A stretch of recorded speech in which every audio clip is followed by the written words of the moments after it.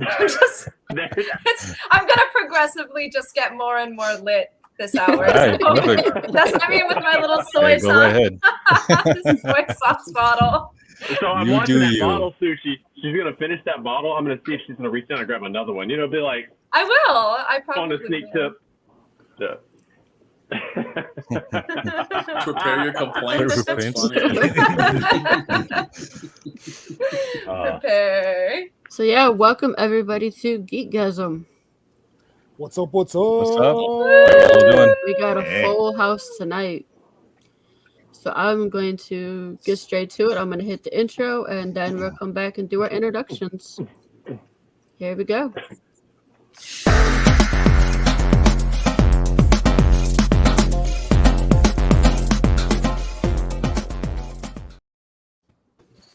Welcome back, guys.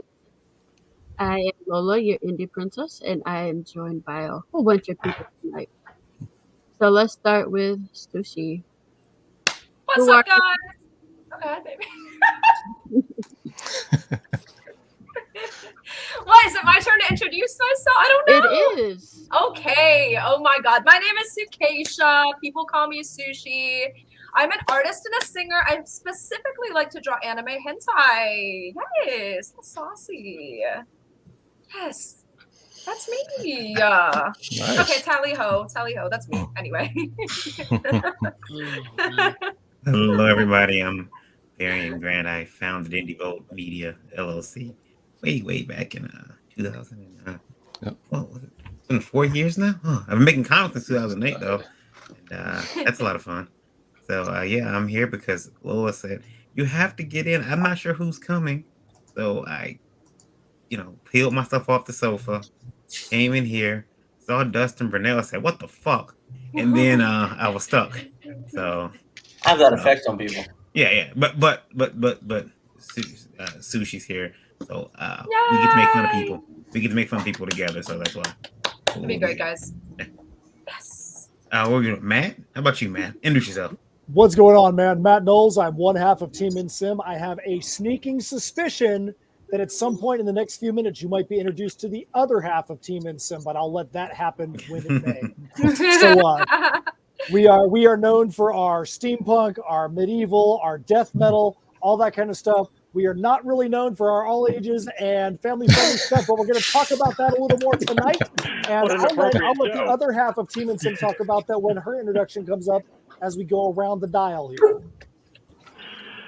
We got a comment from Jennifer. Sushi, your energy is contagious. Thank you, Jennifer. I appreciate that. ENFP, by the way, stands for extra noisy fucking person. So,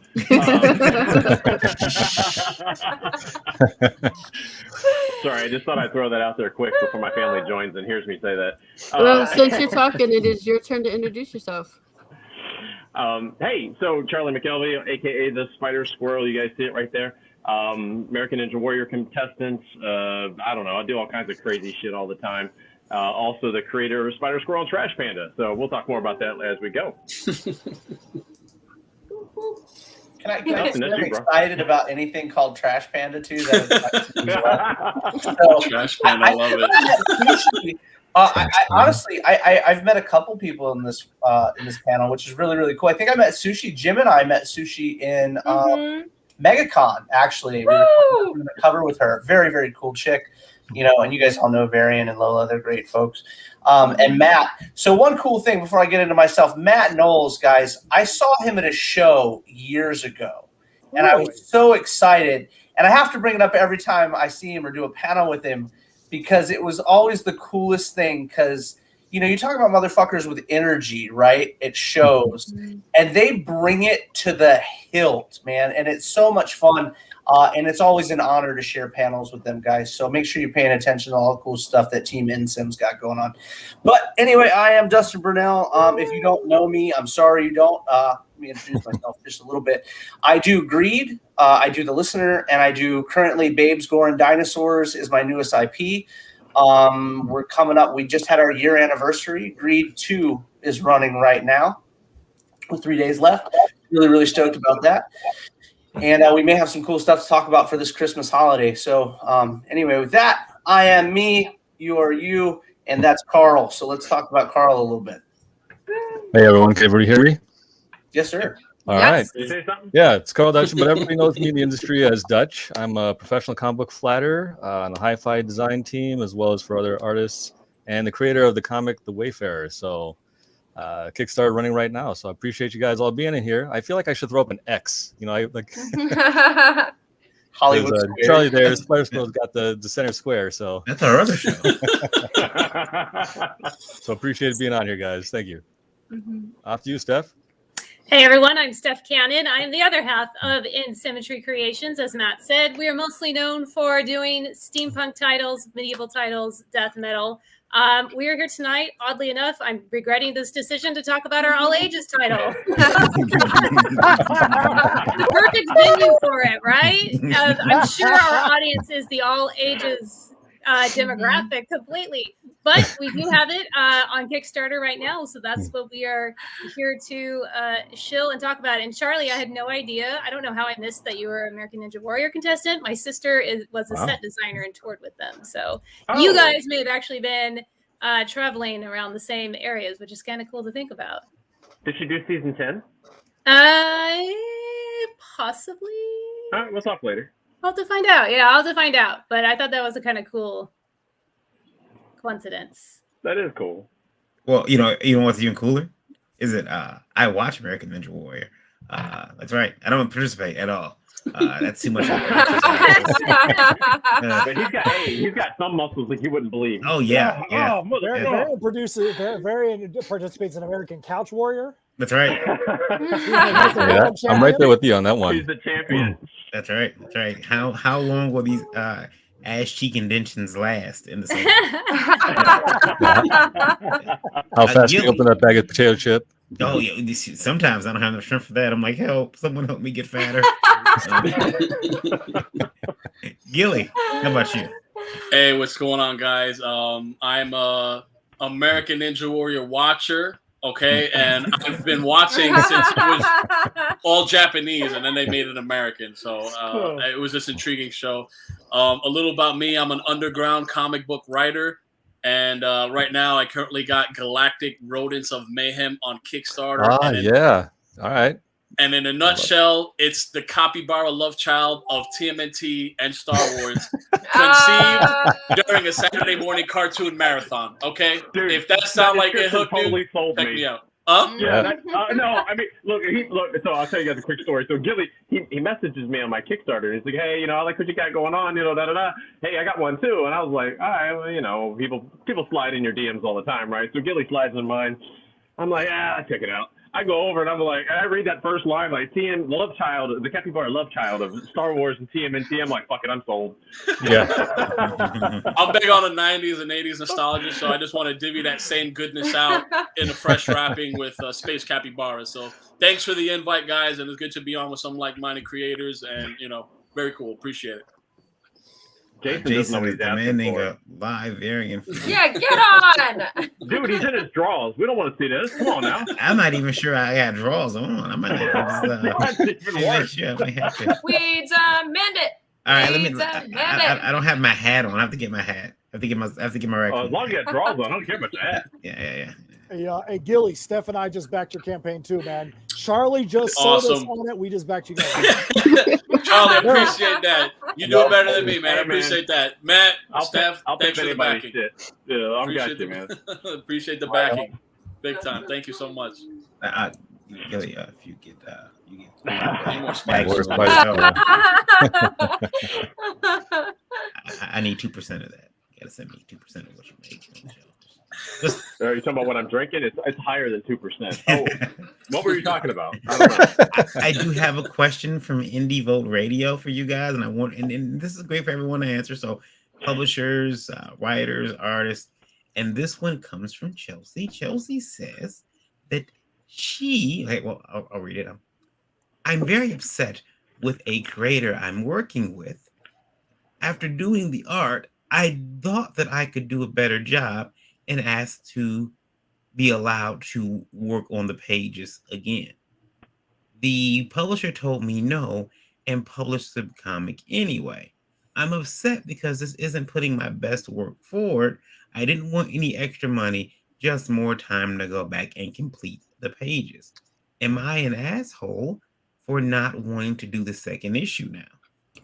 Yeah, because she should have put her she should have put her best work forward in the first place. She shouldn't have lacked on it. Now that's her fault. Now some shit work is gonna go out there because she didn't want to do the work in the first place. So I think we probably need to know a little bit more about the story. Did they give her a 2-week time frame to get the whole thing done? Was she distracted? Were there any other issues? What did she bring into the equation here besides, hey, I want more time? Because if she's working with a publisher, they might have a publishing schedule. They can't be like, we can just give you more time. It might already be in previews. They might already have distribution contracts that are expecting that issue. I'm not saying I know that, but I'm like, there may be some other extenuating circumstances out there that we don't really know. But what do you think, Gilly? Tell us what you think. You guys zeroed in on the right person here. As someone who's dealt with a lot of artists, I've received pages where you might want a little extra amendments here and there. When you're working with a publisher, there's a lot of parameters in play. As Matt said, there's things that factor into the equation that we might not be privy to. I would always say remain professional at all times because you don't want to burn any bridges moving forward. As far as if you're being an asshole for not doing the second book, I wouldn't say that. I would just say take a moment to reflect, and now's your chance to put in your best foot forward on the second issue. Because if people read the first issue, okay, they're locked into the second issue. You got a lot of framework there to still fix upon. So I wouldn't get bent out of shape and burn any bridges. Just know that everything is a learning curve in whatever you do, and you got today to make it better for tomorrow. Exactly. I totally agree with you on that one, Gilly. Yeah. Well, a lot of it boils down to the fact that you look at certain things like, Lola pointed at a minute ago.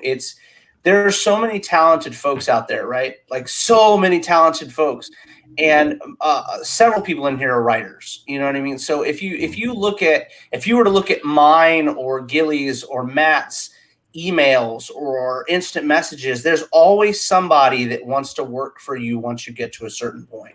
Mm-hmm. People are always reaching out. Hey, look, I'd like to do a new issue, or I'd like to do a cover, or whatever, what have you. And most of the time, me speaking for myself, I'm like, cool, look, I'm booked for X amount of months. You know what I mean? So if we come in and we're like, okay, you're up, it's your turn to bat, and you don't bring your A game, there's somebody behind you that's willing to bring their A game as soon as the game starts. They're not waiting for round 2 to show you everything they've got. And I understand that things happen in life and shitty situations and whatever else and what have you may take your mind away from things. But at the same time, it's a job. You know what I mean? Like you don't go to your job and go, hey, look, I did half-ass today and expect full pay or this and that. Because right, especially if you go to an ongoing series. Like I don't write short stories, right? So when it came down to me next year putting in a new artist for one of my books and my interiors, I was really bummed because I didn't want to have to do that. You know what I mean? So when we go, and it was my choice, I had to make that decision. You know what I mean? But at the same time, what if you were the guy that was doing promo work, right?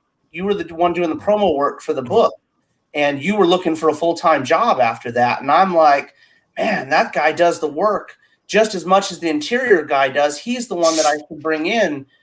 But the last couple pieces he sent me were half-ass. You know what I mean? It's a very up-in-the-air situation. Like Matt said, it's very, situational. It's always going to be different with everybody you work with, and sometimes you have a little bit of leeway you give folks. Other times you don't. So burning bridges, like if you burnt my bridge, right? If you burn a bridge with me and then turned around and went to, let's say you went to Jim Noble after you burn a bridge with me, you know what I mean? Jim's going to be like, man, you burnt my friend out of X amount of dollars. You know what I mean? I don't know if I want you burning me for X amount of dollars either, so that's the best hat I've ever seen in my life. Off topic real quick. That is a dope hat. That's what's up. Steph, you got a question. All right. So listen. Sarah has been on many. So like Matt is doing 8 shows in, I don't know, 5 days or some insanity like that. And Sarah is such an awesome supporter, you guys. She is on watching and commenting on every show. She is such an awesome supporter of indie comic creators. Love that, He's yeah. done some in the morning that are literally like before the sun is up because I'm in California. So he's been doing a lot of morning shows, but I'm still watching as I'm getting the kids ready for school and stuff. So he'll be So on in our answer morning to show your tomorrow. question, so are Matt and Steph a couple? I'm guessing completely off topic. We are a couple of badass creators who live in Florida and California respectively. I'm here with my family in Florida. She's there with her family in California. But we know that distance doesn't make any difference because we knew that we'd be better as a pair of creators working together to be able to do everything that we needed when we first formed our company. I was already doing things, she was already doing things, and we knew that the pieces of the puzzle that I thought I had that I didn't, she definitely had, and vice versa. And we knew that we were the yin and the yang, so to speak. And that's how we're able to do the things we do. As you can tell, we clearly vibe, and that's why we are Team in Sim. Nice. Cool. That's nice when it works out that way. Yeah. Yeah. I never experienced such sweetness. So I'm gonna throw something at you.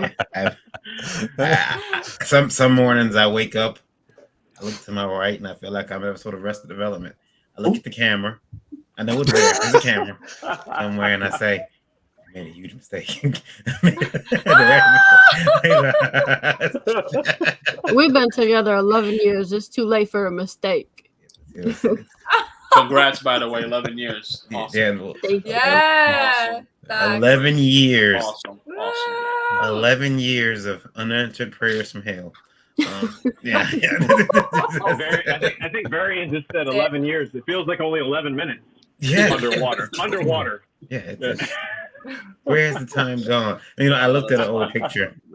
I looked at her going to her first Comic-Con, and she looked really happy and excited. That's changed. Yeah. But I did want to say in regards to this, so Keisha, have you ever drawn something and then later on said, "Man, I wish I could do that over"? Yes. Yeah. Hasn't. Absolutely. I think, but like, I mean, I feel like I'm very picky with myself. Like I'm really, really, really picky. And actually, I didn't mention this in like the intro, which I feel like I should have. I'm new to this, so sorry, guys. I did my first cover with Jim actually back in, I think it was earlier this year. I did my very first published cover with Jim Noble.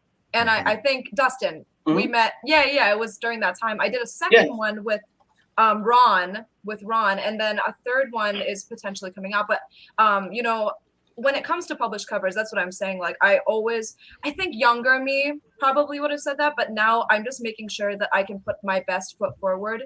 I'm a little hypercritical, but absolutely, yes, there have been times where I've been like, shit.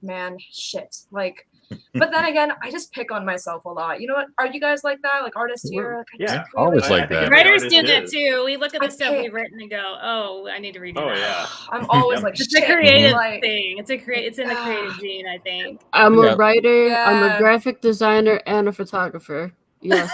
Oh my god. I don't think we ever hit it just right. And then when we do, though, like me, I get dumb. Like I hop on Facebook and I'm like, look, motherfuckers, I did the best thing ever. You know what I mean? And then you go back a week later and you're like, oh my god, did I really just talk about that? Yeah. But most of the time. Oh, sorry, go ahead. Oh, no, I don't think you ever are, because as a writer, creator, artist, I'm on my 4th issue of The Wayfarer right now, and I've just started lettering it, and I'm like, did I write that? Like, oh man! So I had to like sit back and just take a step away from the desk and come back and then type something else, write something else in there that would made more sense, that moved the story, complete the story along the line. But in my first issue, man, let me tell you, my first issue sucked. I mean, everybody liked it, but to me, I just at the time when I was learning, because I was doing Clip Studio Paint at the same time, so I'm doing that and learning Clip Studio. So it was a big learning curve, and I basically had to go back and do like a director's cut. So that's what the current issue is that director's cut, because now it's been colored, it's been redesigned. I'm so much happier with how it looks, but I also look back now to, that's the starting point, and where I'm at now, I've grown. You can see it definitely. The art style has gotten much better. The writing has gotten much better. The world building has gotten much better. So I don't think there's ever any time I want to say that I'm comfortable with what I've just put out. I want to say, like I just did a cover right now for The Wolf and I, and I sat back and I slept on it. And I'm like, man, the hair was wrong. So I went back and I redid it.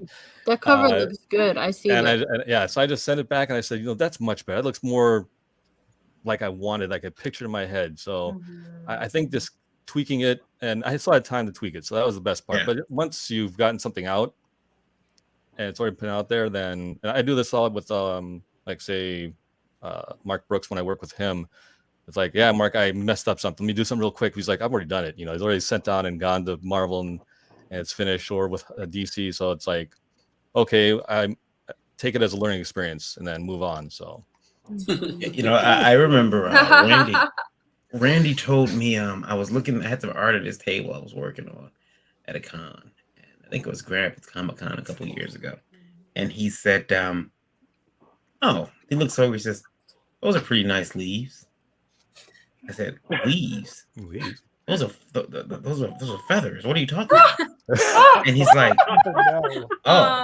and he says, that's not a feather. Have you ever drawn a feather? And he produces to draw a feather. He gets the Sharpie and starts drawing a feather. With a Sharpie? Yeah, for Sharpie. And I'm like, God. And I'm looking like, damn, he's right. These don't look like these don't, because I'm drawing the feathers out of here rather than saying, let me go look see what a feather looks like, because what I have up here is not accurate. So and I went through the whole entire book and redrew every feather. Every feather? Every time I drew, I said, nope, it's not good enough. Dang. See, redrew them and so now, Varian, here's where I got a problem with you then, because you probably drew like 1 million feathers, and then when it gets to me flatting it, I have to color all those million feathers, man. Yeah, I'm sorry. I'm cursing your name out the entire time. I'm pretty sure. So my thought on this too is something else is that and like Dutch hit on it and what and a couple other people have too. But sometimes you just got to put out there something. Like you can't. We're all perfectionists, and if you keep rewriting or re-whatevering, right? Whatever it's reflatting, recoloring, redrawing, whatever, you'll never be finished and you'll never be satisfied. Sometimes you just got to put it out there, and then. But the most important thing when you do that is you got to be ready for the criticism and take it, and not personally, but go, okay, shit, that's not a feather. You're right. Oh, these are the worst flats ever. Yeah, you're right. But really digesting not the ugly side of it, because people say, oh, this is shit, and it's just because they don't like something. But when someone says, well, this isn't how a feather is rendered when you go to color, right? Or this isn't how someone speaks when you're in a restaurant or something like that. And you take the parts of the criticism that can make you grow, and you grow. And if you can't, if you're not thick enough skinned, and if you just take shit and run away and cry because you blame everybody else because the deadline is too tight or whatever, then you're not doing yourself or anybody else any favors. And frankly, I don't think anybody wants to work with you. You got to be willing to do that, right? Well, totally agree with you, Charlie. That's for us too, by the way. I think there's times too where there could be logical times to make those adjustments. Like with Steph and I, when we started working together, I was like, yeah, I've got this big, huge, epic series that I'm going to do. And I was a lyric writer and a prose writer. And I was turning that into what I thought was a comic, and it was an illustrated novel. And I'm like, yeah, look at these comic issues I'm putting out. And she's like, no, if you really want to put a comic issue out, you need to use word bubbles. And I was like, really? I really need to do that for it to be a comic? We got Jim in the chat. So Jim Noble, hey Matt, hey anybody else, huh? No, just forget about Steph. It's all right. It's okay. Sushi. Man. So when we got to the trade paperbacks, that's when Steph and I went back and took 2.5 months to re-letter the entire issue for the trade paperback. We did the same thing at the trade paperback for Tales from Nocturnia. If there were little tweaks, little things that needed to be done for the earlier issues in the series, we did that at the trade paperback level, so that way there was something new and unique there. And then that way we know we're handing the book out to people, that we had the best version of that story as it could be at that time. And we did it at a logical point. So I think that there is a merit. And the last thing I'll say there too is, we looked at an artist the other day. I will not name the name of the artist, And their style now is exactly the same as what they were doing years ago. And we're like, this person hasn't improved a bit in years. There is like the drawings that they're doing now are exactly the same drawings they're doing 4 years ago. And that's not good. That's not good. You want to be able to see that somebody is actually progressing, whether it be a writer writing more in-depth things, writing more intensely, better artists. You don't want to see that they're doing exactly the same thing they were doing, because it means they're not growing as an artist, and the rest of the people around them are like rising above them, if you know what I mean. I just want to know, Matt. Now I'm gonna spin a wheel in my head trying to figure out which artist it was. I'm gonna be thinking like, who sucks? I'll tell you offline. I don't care. Someone's Matt's gonna drop a group DM and just tell all of us at once, I was like, oh yeah. And then to build on what Matt said there too, the whole point as well is to know what your weaknesses are as well, and to seek it. Because one thing I did is I started to kind of, I draw, I write, but I also have an editor now. So somebody else can catch the mistakes that I've made and get it done right then and there. And I'm eventually hoping to hire a flatter, to offset it, so I don't have to flat it anymore. So I'm, moving the whole process along, looking for writers too. So I'm like, there's a couple of issues. I'm like, this is just dead space. I already know like issues 11 through 12 or 13 is dead space. So I want to give it to somebody else to write and to draw, and I'll, just edit it along the way or give them the suggestions on a storyline or something. But I think just adding an editor really helped my catch those little mistakes and everything. Helped me grow. And like you said earlier, I get that criticism. And if it's something that's not written right, then I'm not going to go and sit and kick at the door and, say they're idiots, and make fun of them. It's me. I need to figure out, okay, I need to write this differently, or maybe seek help elsewhere. And that's what I've done. And there's tons of people in this community that will do that and help you out. So that's never feel shy not to ask, Varian and I don't remember if you guys realize if you guys remember. I don't know what the hell I'm saying. But last week you guys had an episode with Mike Barron on, right? And I was on there. I was in the comments, and I talked about where Mike actually influenced me, because back in 97, I got his email, and I was like, well, shit, I'm going to email him my script, and see what he thinks. So I asked him, hey, Mike, would you review my script? He's like, sure, send it along. And he was really cool about it. And I'm like, God, this is the guy that created Nexus with, oh my gosh, and I'm all, woo, and then I get an email back like 2 weeks later. He's like, man, this is shit. He's a good dude. And he just wrecked my day. I mean, I was like, but you know what? I still have that email. I printed it out. I still have that email. I did with the dude. Matt's over here dying, like, hey, look, your hero. Yeah, no, not anymore. Charlie, don't feel bad. That same day that I got told that my feathers looked like leaves, I went around the corner there and I got a picture with Jim Shooter. I said, Jim, do me a favor. I want you to look like you're tearing into my artwork, right? we take this picture, and Jim got his finger up like this. And afterwards, he looks at me, he says, this your stuff? I said, yes. And I'm like, oh, fuck, here we go. Yep. I'm about to get roasted, right? He's like, this is good stuff, man. Keep it up. Oh. So I took that portfolio. I walked back over to Randy. I looked at him. I said, Jim Shooter likes my artwork. It was me being Prince Petty. And, nice. Yes. Yeah. Speaking of Randy, I seen Sarah ask about him. Randy is doing well. He actually talked to his wife today. He still got some ways to go, but he is getting better every day. He had COVID, but he's still in the hospital. But he's looking to. He should be out pretty soon. He's doing better every day. So continue prayers, continue thoughts out to Randy, so he can come back. And I'm pretty sure when he's ready to stream again, we're all going to hear about it. Are you saying that we are going to educate ourselves on what's going on with him? Oh, he's going to.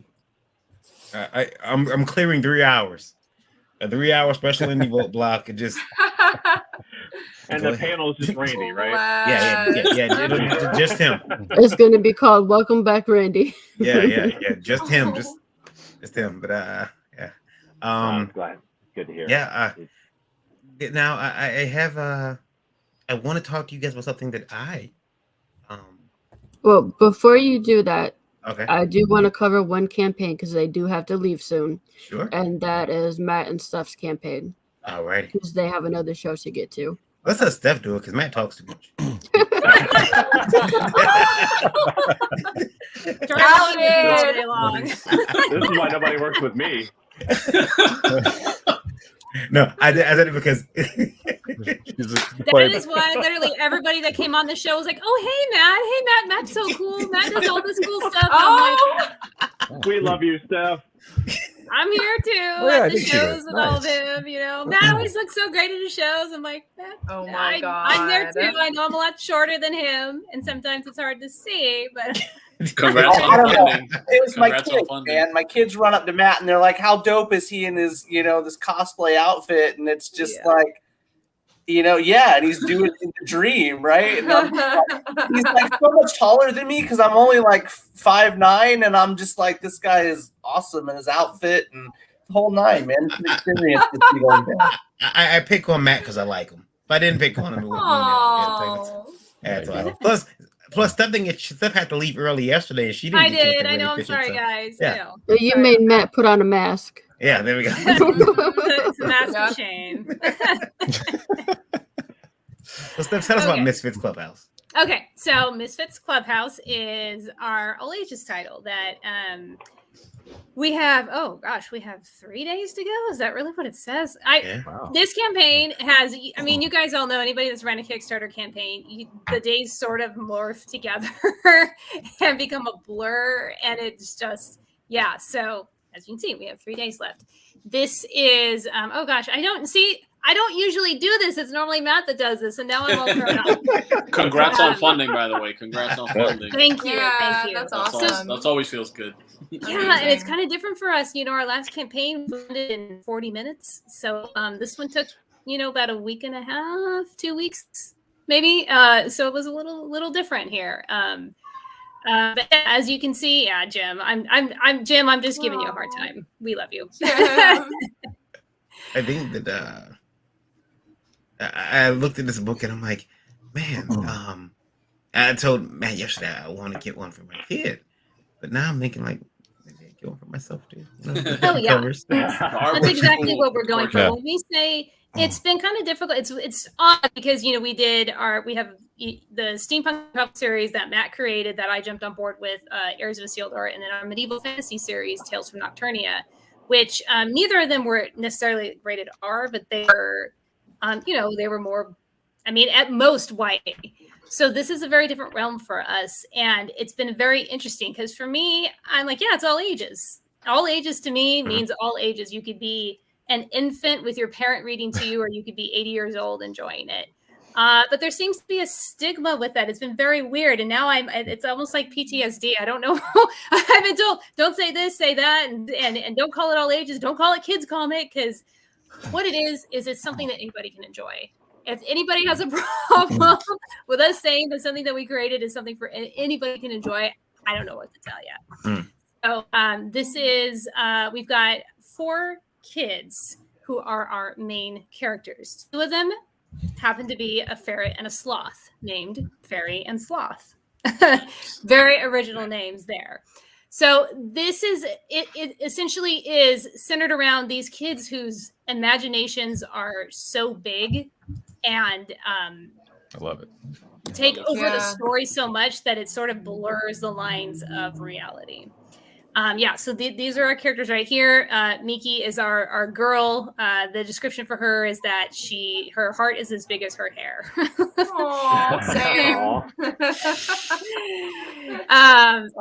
So we've got a character descriptions for all these guys here. What this Kickstarter is it's 2 stories mainly. The main story is Pinball Madness. The kids are the Misfits Clubhouse, obviously, as the title suggests.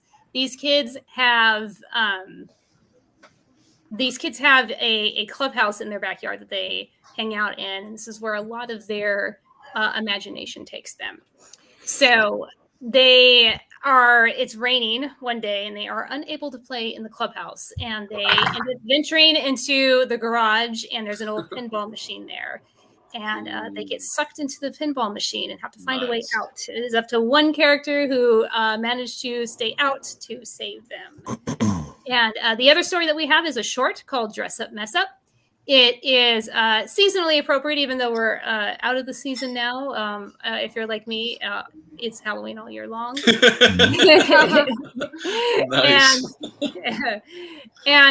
So that's a short that we have where all of the kids are really excited to go trick or treating, except for one who is reluctant to go and stay behind, and they have to deal with that and be bummed about that. And you find out what happens.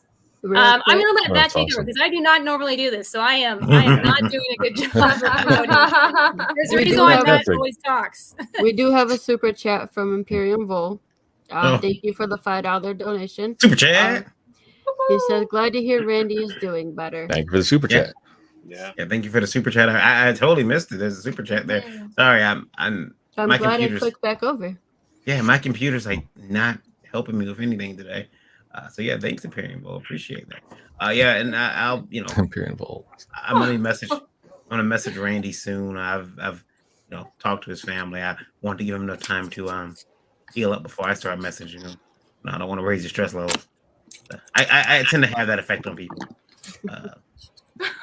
There's stress levels. There's Get out. high blood pressure, restraining orders. Jeez, that's. I hate you. Restraining orders, nice.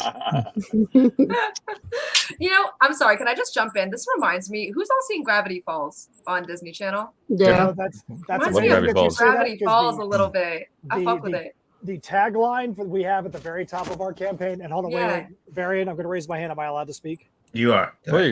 So the tagline says, "If Gravity Falls, Wreck-It Ralph and the Fairly Odd Parents were neighbors on a cul-de-sac, the Misfits Clubhouse." Love it. Love the Fairly Odd Parents. So that is how we angle the story, where it's not something where you're going to go, "Oh, this is just like," and this is just like. It's something that would be in that same general storyline family. Yeah. Like Steph said, it's the adventures of these kids. And I saw one of the comments where Alex Bowman said, "My initial reaction is they solve cosmic mysteries." It's more so that these kids take the most mundane things in the world and turn them into cosmic mysteries. Like the very first story we did is in Scoot Frontiers issue 1, which is a magazine that Scout Comics puts out. And it's just a little 4-page story called "I Don't Want Any Asparagus." And one of the characters, Miki, her mom is making dinner and there's going to be asparagus, and she freaks out about how much she does not want asparagus, how much she hates it. And if she was a pirate, she'd make it walk the plank. And if she was an athlete, she'd bust through the line and send it go flying everywhere. She wouldn't put the fire out at the asparagus factory. That's what we want every story to be, where think back to when you were a kid and everything that you did was like the biggest deal known to man. Think about the stuff the nonsense you see on Disney Channel and whatnot, where like you'll be at the middle school chess game and Disney Channel will have like a full stands in the gym and cheerleaders because 2 kids are playing chess, because that's what they see these things as, like the biggest deal in the world. And that's how we see the way that we're crafting these stories. We want kids to read it and go, "That's right, those adventures are so amazing. I can't believe how awesome it is that she hates asparagus." And we want the adults to read it and go, "Man, like Pinball Madness, I remember going to the arcade and playing pinball, and the times going back to the arcade and doing this and the adventures that are in there." That's how we want both sides to be able to see these stories. I want the socks. Yeah, the socks. You got 3 days to get them. You got 3 days to get them. That was out. You don't see socks too often being offered. Usually T-shirts, so socks being offered is pretty cool. Well, and that was one of the things that if you've seen our other campaigns, which we've talked about the death metal and the steampunk and the medieval and whatnot. Our last campaign was probably one of our biggest and most insane campaigns that we've ever done. We had a it was called Heirs of Isildur versus Tales from Nocturne. We actually mashed up both of our main titles, had a CD, we did custom splatter vinyl, and we also had one of the musicians that was one of the main integral parts in what we did actually get killed 11 days after recording his tracks, and it was stuff like 3 weeks before we launched the campaign. So you want to talk about a heavy, super complicated campaign, very intricate in all the different reward levels that we offered. And this was the perfect thing for us to be like, we're going to do something straightforward, simple tier levels, simple items. What's something we can do that we haven't done before? We've never done socks. Let's do it. So socks it is. That's dope. Cool. Yeah, those look nice, but I don't know what I would do because I don't wear socks here in Arizona. I'm gonna have to figure out where to put them up in here in the studio. I only wear socks. Just turn up that AC. Turn up that AC. You'll be all right. Same, Florida. Florida here. Sarah, Underwear! a friend of mine I might offered have to go with the underwear for real. That's dope. I'd buy that. People have offered to buy Lola's underwear. That was weird. I have sold my underwear. Yeah. There was remember that one guy was like, "Send me your underwear," and she was like, "What?" Like, I'll pay. I've sold underwear, I've sold tights, and I've sold bras. It's unfortunate. Get you need it. to bring back like adult underoos. So Yeah. Yes. Dude. Now with Misfits, it is all ages, but it is. I've talked to man. He told me this. It's enjoyable. It's not all ages in it. It's just for kids. It's all ages. It's for everyone. And he stressed that to me, and I got to thinking about that. And that's really important because I think about how many cartoons I actually like Toy Story, Up, which I cry about every time. Up shouldn't do it. You know what? The other one, what was one of the two elf boys that and they have a certain amount of time to go see their father who passed away. Onward. Yeah, yeah. Oh man, I cried. I was see your dad.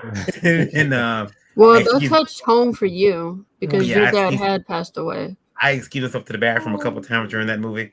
Like, I gotta go to the bathroom, be right back. Oh, my stomach's hurting. I'm in there, ugly crying. Oh, it was bad. So you make me cry, man. I'm gonna show up at your house. You know what though? That'd be pretty interesting because if you showed up at my house because you cried, that means you would have had to have gotten on a plane or drove or ridden a bicycle or used some serious imagination to force your way to Florida. And I'd be like, man, he's really committed to this. I feel like we've done our job and we have really moved this guy. So I feel like our job is done. Yeah. Oh my God. So Matt and Steph, I agree. Before you guys take off, let everybody know why they should purchase your book. Who wants to go? I would say this. The reason why we would think that you should support Misfits Clubhouse is not because we want to have more backers. It's not because we obviously want to see our dollar amount go up. Yes, those are obvious. But we think that when you back Misfits Clubhouse, you're going to get the package and you're going to be like, you know what? This is money well spent because I've read a story that I can relate to the characters or I can escape into this. I got a little piece of joy out of these stories and I can see where this is going. You're also getting your hands on issue number 1. There's only ever going to be one issue number 1. Obviously, there's 4 different covers, but you get to be in now. And then when Misfits Clubhouse goes and does other things, who knows what the heck else it's ever going to do. You can say, I remember when that I was back there and I supported the very first issue. And I was one of the ones that has my name on that back page in there. Look, I can show you in issue number 1. Here's my name. That I was one of the people that helped put this thing out there. So that's why we think that you should back this campaign because we know it's going to be stories you're going to like, and that way you can actually say that you were there back when this thing first came out. That's Misfits Clubhouse. Got over on Kickstarter. It's got 3 days left. Get over there and get it. By the way, I want to thank everybody for listening on Indie Vote Radio right now. We are live. Weren't earlier, but we are now. There was a bit of a problem, but I fixed it. I want to thank you guys for listening. Yeah, right now, Lola, you are at 62,000 listening on Indie Vote Radio. I don't think Matt sleeps. He probably doesn't. I don't even know what that is anymore half the time. So, hey, I will tell you this. Part of the reason I don't sleep, and this has nothing to do with anything, is we've been trying to get a new washer and dryer here, and there's been a series of insane things. Tomorrow morning, they're going to try for the 5th time to deliver me the freaking washer and dryer. Jesus, 5. Fifth time. So they're Five like, hey, we're going to deliver it at 7:30 in the morning. They bring it and it's busted. Or they go to deliver it and they're like, hey, we can't get the hose off of there. You have to do it. So we'll come back some other day. So yeah, like I'm normally not up at 7:30 in the morning, but this is going to be the 5th time that I have to be up to try and get that. So yeah, that hasn't exactly helped. But you also got to get up because you're going to be on Breakfast Buzz tomorrow. that's right. You better believe that action. So even if I have to get up at 7:30, I'll be wide awake. Steph will have already run like 6 miles at that point because she gets up in the middle of the night. She'll run her 100 miles a month, and I'll be up and I'll be ready to make it happen. Well, I want to thank you, Sue, for coming on. I really appreciate it. And everybody, go check out this campaign. Just bought it. Literally just now. Yep. Just back did it. it. So. Yep, there it is. 81. Yes, can't wait, guys.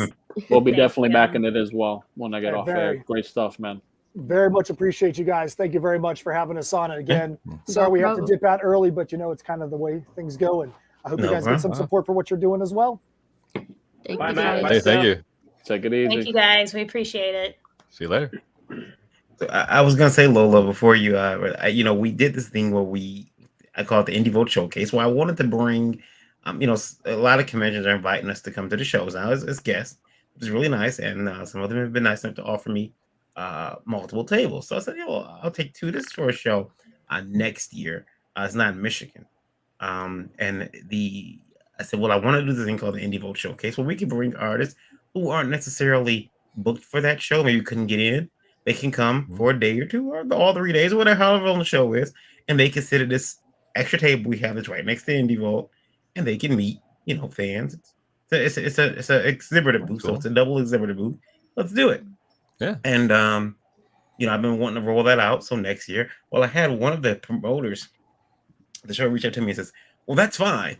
You can do that. But we need to see the list of who you're inviting. And we need at least 3 weeks of each name because we have to research their Twitter. We have to research their Facebook. Wow. And we want to know who you're inviting. And we have the right to say, no, you can't have that person. Oh, my Lord. Wow. Yeah, Okay. They're not going to invite you. Crazy They're out not going to there. be allowed to go. Well, yeah. Dustin's banned. Yeah, probably. Sushi's banned. Yeah. We're not going to be allowed to go. Well, I thought, I'm like, That's crazy. that kind of defeats the purpose of me wanting to do this. I wanted to bring new people, or people who couldn't get to shows. The gatekeeping is strong in the Comic-Con circuit, it seems. It's crazy. Holy cow. Because I'm on double secret probation right now, so. I didn't know why I didn't I normally see shit like that coming, and I can, head it off, or at least I know it's coming, so it softens the blow. I did not see this shit coming. I was blindsided. So it's we need your list. So because I was gonna keep it fluid. Hey, yeah, you want to come down? Sure, man. No, I gotta provide a list. Damn. Yeah. Wow. Well, they're starting to hit people really early for next year. I've noticed we've been getting invites as early as October.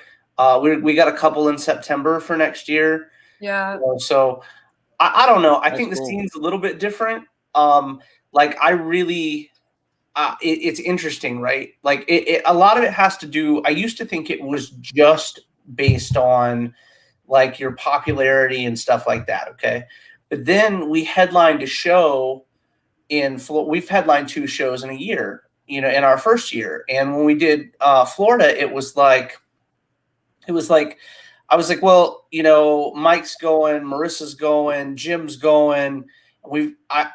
All these people have done books with me. You know what I mean? So I asked the dude, I was like, hey, can we get, on a row together?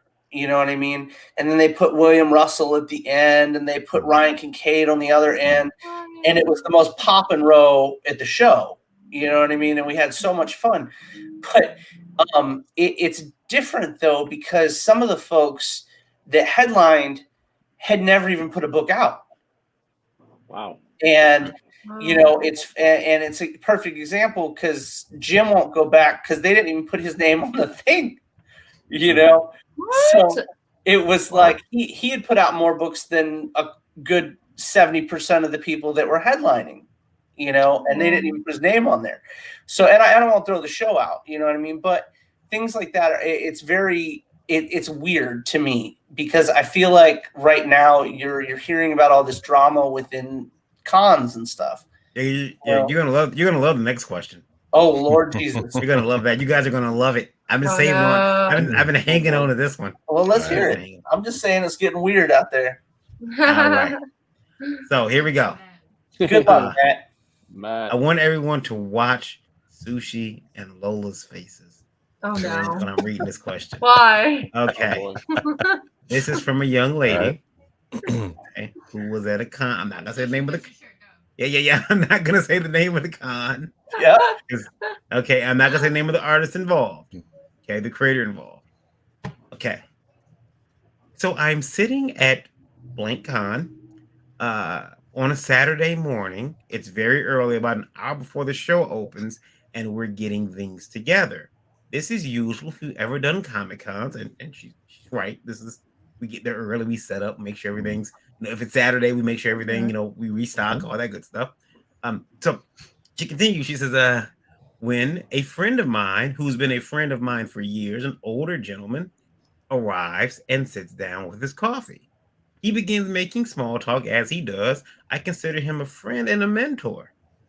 After sitting for a while, he begins to tell me how rough his night was and that he could not sleep.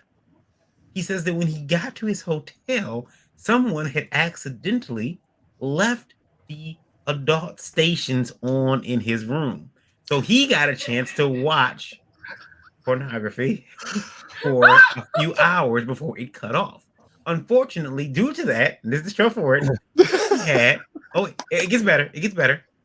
He had blue balls. He was kickstanding the entire night, huh? It gets better. It gets better. It gets better, ladies. It gets better. It gets better. I'm gonna read this straight face. Get it out. After about 15 minutes or so, I began to sit down and powered up my drawing tablet. I looked over, and there he is, biting it, totally jacking off under what he thought was a protection of his tablecloth. I audibly said, "Oh my God," to which he stopped, winked, and continued on. Oh my God. Oh damn. Hell no. Is that a real story though? Yeah. That's the email. It's an email that we got. It's email. So I have no way of knowing. I have no way of knowing if the person's telling me the truth in the email, but I can tell you this. Oh my God. I can tell you this. I did recently talk to someone who told me that another artist is in hot water because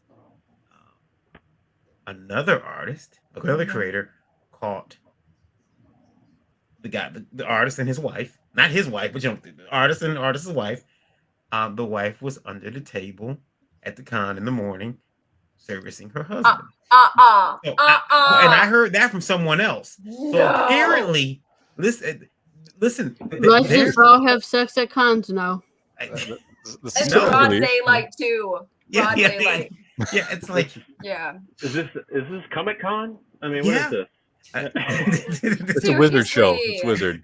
Oh my gosh. Yeah, more like lizard show. I got a question for you guys.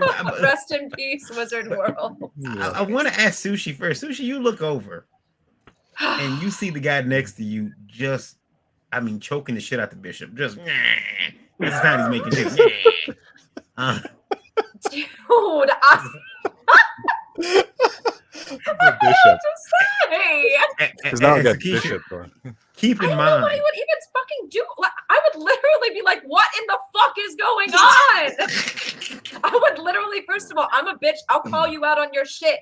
If you are being ratchet, I will literally fucking call you out in front of your goddamn face. One time there was somebody that peed in my bed in college after I hooked up with him, and I called him out at the bar. Thank you, in front of everybody. I'm like, bitch, you peed in my bed. Everybody, how dare you? How dare you? You know what?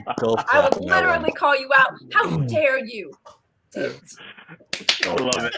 And that was a Tempur-Pedic. Oh, Face. It really would be so bad. You ain't mad about that mattress. I thought he was the basketball team. So I brought him back, and we just like we literally didn't even like have sex or anything. We just hooked up. But then he does this thing where he gets drunk and he pees in people's beds apparently, and he peed in mine, and then he ditched me. I'm like, You need some new friends. Yeah. All right, No you're one gonna ditched me. You need to trust some better people. You gotta stop great. getting Those were my getting rid of college those Tupacs. days. No. This is great. Oh man. I was so mad. But anyway, I called him out on that shit. Seriously. Ew. Guys, are you? As you should. Have you like? Who's gonna put? Must have been a compliment. It was I didn't have a situation like that, but I had another weird one in public. My wife and I were, I don't know, we were 18, 19, just out of college, trying to find an apartment and stuff. And we were here in Tennessee because my mom and dad lived here, and I had just come back from Hawaii and I was here and whatnot. So looking for an apartment. Big ass library downtown in the middle of Murfreesboro in the city. And it's like we're trying to get the electric cut on, trying to get all the shit handled and all that jazz. And we look over and there's literally this dude that was probably on the spectrum a little bit, you know, in a public library, you know, yanking the crank. And like, it wasn't even like we were trying to hide the fact that we were yanking it. It was like out and we were yanking it. I'm taking that one. I haven't heard that phrase yet. Some bold people out there. In the I'm taking it library. too. And I'm like, I get, I'm a little angsty. You know what I mean? So I'm like, hey, dude, put your shit away in front of my old lady. You know what I mean? It was like, you know, well, just then, me, like, it was fine, but you know, my old lady's here. yeah, dude. What if I, whatever, dude, business, right? But have some respect, dude. Right. You know, hey, man, I was in a military academy for 2 years, man. I've seen the worst of the worst, but at the same time, you're like, all right, dude. Okay. I have. Just be glad he didn't throw some like Silence of the Lamb stuff at you. Oh, yeah. You know, if it reached that far though, I probably would have been like, dude, that's pretty dope. Good on you. Here's the problem. Now, ladies, you guys gotta deal with this. We don't as men. But like guys, always Lola's got a whole book called Unsolicited. She's putting out where all the penis pictures she's received unsolicited from guys. Only 26 of them. Only 26. I have tons of them. But here's the problem. So guys do that all the time. So you might have. I'm pretty sure. Because Lola makes sure that I see everyone that gets sent to her. Damn. So do you remember that thing? Every picture, every video. Do you remember that the Glade thing about like if you live in a house and there's always like an odor, you go nose blind?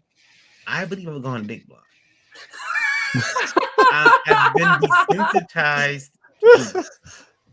because it don't even bother you no more. It doesn't even bother me. Yeah. So I'm pretty sure I can walk by a guy yanking the crank, as you say. It's like, yeah, just tearing it up. You know, like with the snark sound and everything. Look at Gilly's face. I'm pretty sure I can. I'm about to go to bed in a minute and have some pleasant dreams, maybe. Learn 2 new terms today. Like, Keisha, you do it all. You do the art. I You do. modeling. You're a singer. I'm sure there are some people out there who have sent you pictures like Every day. I get every single day. Every single day. Shut up. What is wrong with people? I don't know. And then on top of it, the new meta. Okay, wait for this. Is abusive, like financial abuse, like pay pig slaves. It's the new meta. What is like it? I get foot pics. People ask me for foot pictures all the time. People ask me to be their like financial slave. Like if I could abuse them and they'd pay me to like abuse them. I'm like, what the fuck is this? Wow. Like, you tapping a whole new audience. I mean, right now you're giving it to them for free, so you may as well get paid and at least abusing. I mean, okay, honestly, I did sell a foot picture for $50 one time. I did do it. Okay, I admit to it. Look, here's the problem. This financial hitchhike was college, This financial domination thing. You know what? I don't get it. I'm telling motherfuckers, just get married. Watch. It's the same shit. It's the same shit. There's even a bonus if you try to leave and get free. You'll take more money. I'm thinking of the episode of Bob's Burger right now when the son wore the mask. He's like, "No, I'm talking. No, I'm not." This is zipping and unzipping the mask the entire time. Yeah. So I mean, you guys get it, and I'm imagining now you're getting it from three. You're getting it from 3 angles. You're getting it from the art, you get it from the modeling, and now the singing. Which one is worse? Is any of them worse? Which fan base? Well, honestly, like, since I blatantly, if you guys haven't seen my booth, I know a couple of you guys have. I put it up that I draw hentai. It's very blatant, you know. And I like to do that. I mean, it's just shit I enjoy doing for people. But there's some really, really weird fuckers that come up to my booth and literally ask me to draw pictures of literally me fucking them. Literally. And I always am very professional, and I'm like, okay, then $500, okay, pass it over. Let's go, 500, okay. And then, you know, I don't understand. Has anyone paid the 500 to get it done? Yes, many times. Nice. Yeah. People will pay dude. People at cons and stuff, and it's gonna sound weird, but you guys have seen it. You know? And those of us that have done this a little while have walked around and watched those wads of bills that people just whop like it's nothing. Like they save all their money for shows. You know, like you could go to what I paid $260-something for Lady Death #1 a couple years ago, right? And that was outside of a show. Then when you go to a show and you find the same book, it's damn near double the price that you would have paid outside the show for it. Yeah. So yeah, can you imagine like a piece of art? Like if we were to take an original page to a show, like I don't take pages to shows, you know what I'm saying? But if you took an original page to a show and you were like, hey, check out this page. Like my artists do it. They all take pages and they all take cover art, you know, because that's how they make the cash when they're there, right? So it's like you're flipping through original art, dude. It's not like chump change, you know what I mean? It's big money you're pulling out of those artists folders, you know.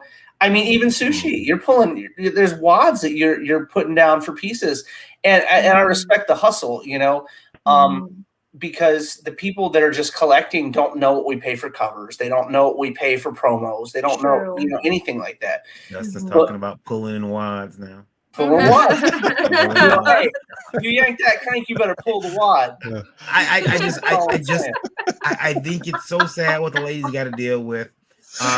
Lola, you got a campaign to pull up, right? Were you pulling with Gilbert? Is that it? I'm sorry, I didn't.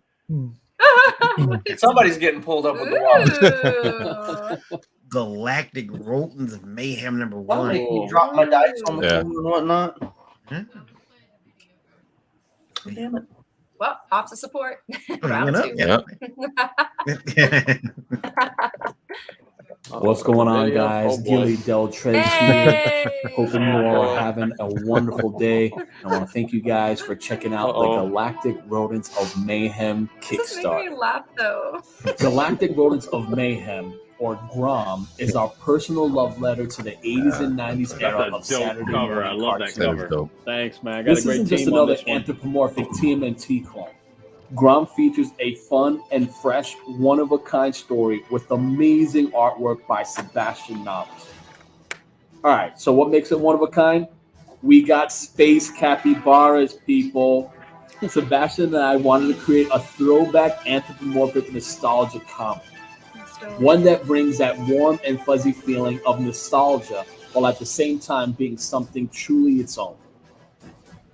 To nail that sentiment perfectly, we had to find the right animal, and Sebastian suggested capybaras. I gotta admit, I had no idea what a capybara was, but the moment I found out more and more, I was hooked, and I had everything I needed to write an awesome GROM script. Why? Okay, so here's some facts if you didn't know. Capybaras are the largest rodent in the universe. They're even bigger than dogs, all right? They also swim, can hold their breaths for up to 5 minutes underwater, and are the most chill animals in the entire animal kingdom. They even get along with crocodiles. Are you kidding me? I'm not kidding. People, I swear, these photos aren't Photoshop. When we were coming up with the name of our book, Sebastian rattled out Rodents of Mayhem. And I thought about it, and then suddenly I uttered Galactic Rodents of Mayhem. It just sounded right, okay? Maybe that's because it has the same 8 syllables like Teenage Mutant Ninja Turtles and Mighty Morphin Power Rangers, and I swear I didn't plan that. Galactic Rodents of Mayhem. Booyah! All right, so will you enjoy Galactic Rodents of Mayhem? Well, if the idea of TMNT and Star Wars conceiving a capybara love child during a Saturday morning cartoon marathon sounds intriguing to you, then yeah, you're going to enjoy this book. So please consider backing this comic and embarking on an interstellar journey with Bash, Ripple, and Mona Lisa. It will be fun. We have sniper vipers, turtle ninjas, a gunslinging gecko named Gangon, and a very sinister dark raider. Oh, we also have a Saturday morning cartoon-inspired theme song.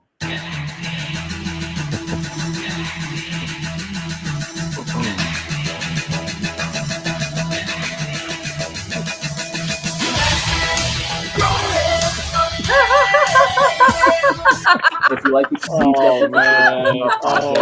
and securing your exclusive collector's issue of Grom #1. It's going to be really special. We're planning on including some fan artwork, a Q&A from Sebastian and myself. And if you back this project, it would make me happy. It would make Sebastian happy. It would make our colorist Tiago happy. It would make our letterer Davey happy. But most importantly, it will make you happy. We appreciate your support so much. Hope you all have a great day.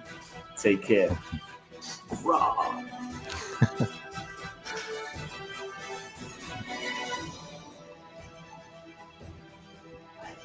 Tell me that art ain't hot, man. Just look at that. Tell me that art ain't hot. Come on, man. I'm you see what's coming out in mainstream. I'm bringing it underground. I'm showing you indie comics. We can hit hard. We can hit hard. Yeah, I love that. I'm loving the colors, man. It's damn. All Tiago, I got a guy in the colors is a beast. The artist is a beast. We all synergize on this thing, and we're having fun. The most important thing is a passion project, and it's fun. We're all putting our heart and soul into it. It's a true comic book love letter to our childhoods, and that encompasses, the comics, toys, video games, what's going anime, on, guys? What we grew up on. So it's literally a comic book love letter. So Gilly, I don't know if you know about this, but there's a wealthy environment or wealthy town or something, a little community in Argentina that right now is overrun by capybaras, and they don't want to kill it because they're too cute and adorable, and they just love how they do everything, but they're just leaving messes everywhere. This would sell over well there, man. Man, if only Argentina were big on comics. I gotta hit that national market. But my artist, who's from Uruguay, when that happened, he was just all over social media, just tweeting about it and on Facebook, because again, you'll just see, like, you'll be on your day-to-day in South America and you'll just see like a capybara and her cubs like crossing the street, and it's just like normal over there. Yeah, so, I won't show this to my dad. He's from Guyana, South America, so they used to eat them. He'll see food. He'll see food. He used to eat them. It's like he would eat it. It's like, yeah, that's good food. Yeah, that's food. Yeah. I would have made a face of that, but I just had camel meat a couple weeks ago and shit was delicious. So I'm like, hey, meat is meat, man. I've had rabbit meat. It's been good. There's so many different types of meat where you taste it and it tastes pretty damn good. Camels changed my life, man. I'm looking at like desert movies completely different. I've said this before, but like, I'm looking at camels in movies and I look at a delicious bastard. With mayonnaise. Is it on the hump? Is it on the hump? I be the only person out there biting camels. Because the other thing is, you never heard the phrase like camels to the slaughter. So who the hell is killing the camels? Like, are they domesticated camels? Or they brought them over? Are they? Yeah, man, they farm those. Just like they do ostrich now. Yeah, horses, right? I mean, dogs in our neighborhood, if they're stray. I don't know about that one, but Let me not offend anyone. I'm just being gilly here. Sorry. I'm not saying there's anything wrong with it. I'm just saying it's not for me. That's like I eat just about anything. If I can eat it, I will. Unless it runs, then it better run fast. But I just look at a dog like I don't give a shit about the cow, the camel, the ostrich, the emu, but I look at a dog and I'm like, man, we feel bad. Yeah, it happens. It's crazy, but yeah. I look at a capybara now. When you said your dad would look at the capybara as food, I'm like, come on, man. They're so cool. Like if you get along with crocodiles and they look at you like you're not a snack, you earn that respect. Come on, man. That's the coolest animal for me. I'm like, come on, you can't beat that. I deserve 18 variant points for not making a joke when Dustin said that. Hey, you make all eat it unless it runs from him. That's right. Like, I'm a big boy, man. Like what kind of sexual innuendo? Okay. No. So, this is over on Kicks. Okay. I'm just letting you know I got 10 minutes. I'm sorry. I have a call with my producer. Just letting you know. Problem. I'm on that 10-minute limit too. I got my wifey wanting to take over the room. I don't got a studio. I said, honey, you gotta get out the bedroom. I need to make a studio. And we got a little baby too that's out there. So yeah.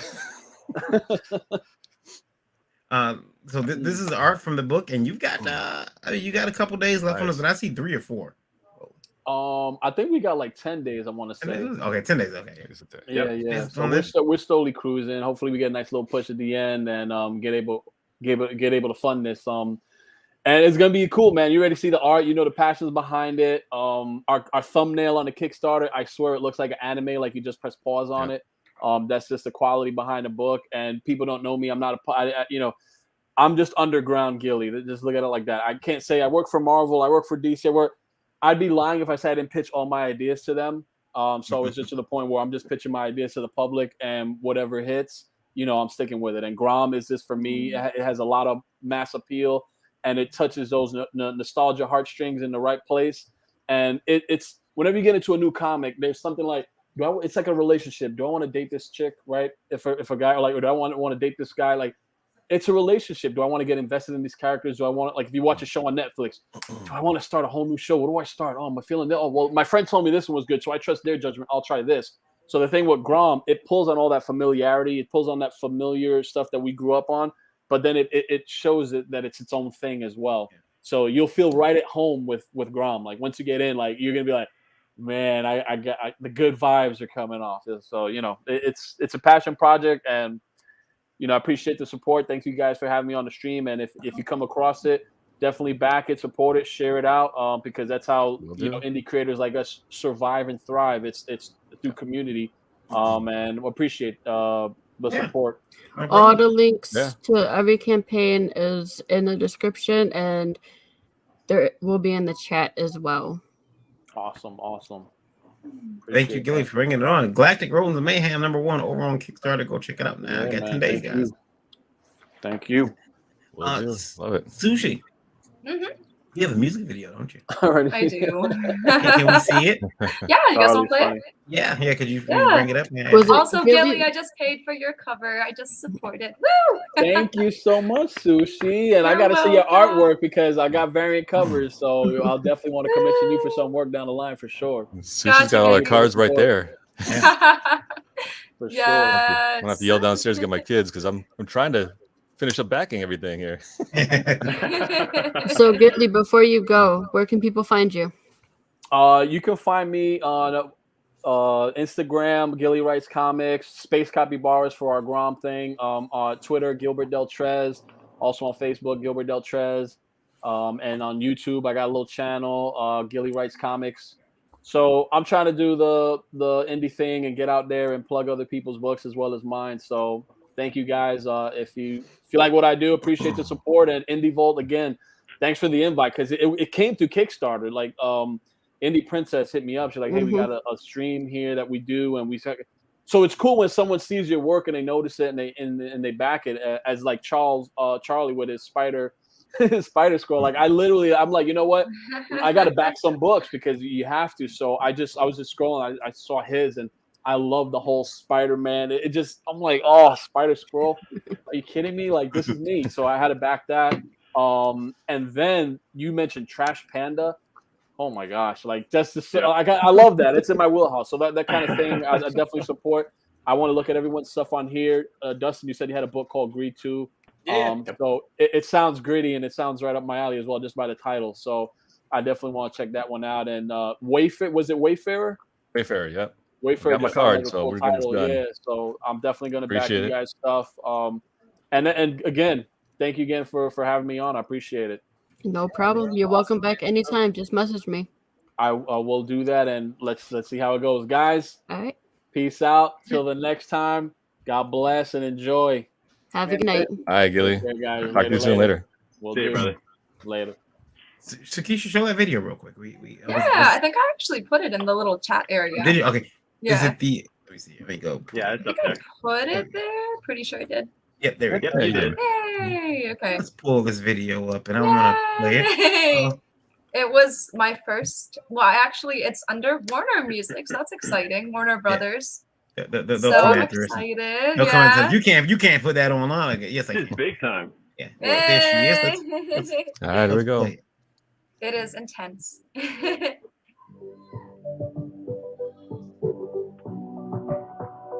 Whee! It's a nice ass car, right? Yeah. That's I was there. Are you nice. driving that? Are you? Yeah. It was really hard to drive though because of the stick. And no power steering. I'm looking all around. I'm hearing these strange sounds. My mind's spinning around. My mind's spinning around. Sorry about the audio, guys. It's so nerfed. Baby, I'm trying to find my crown.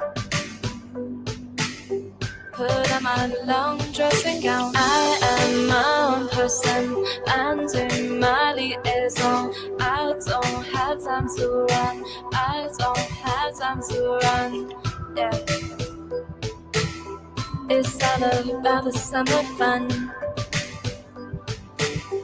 It's time to get my body on. Take me there.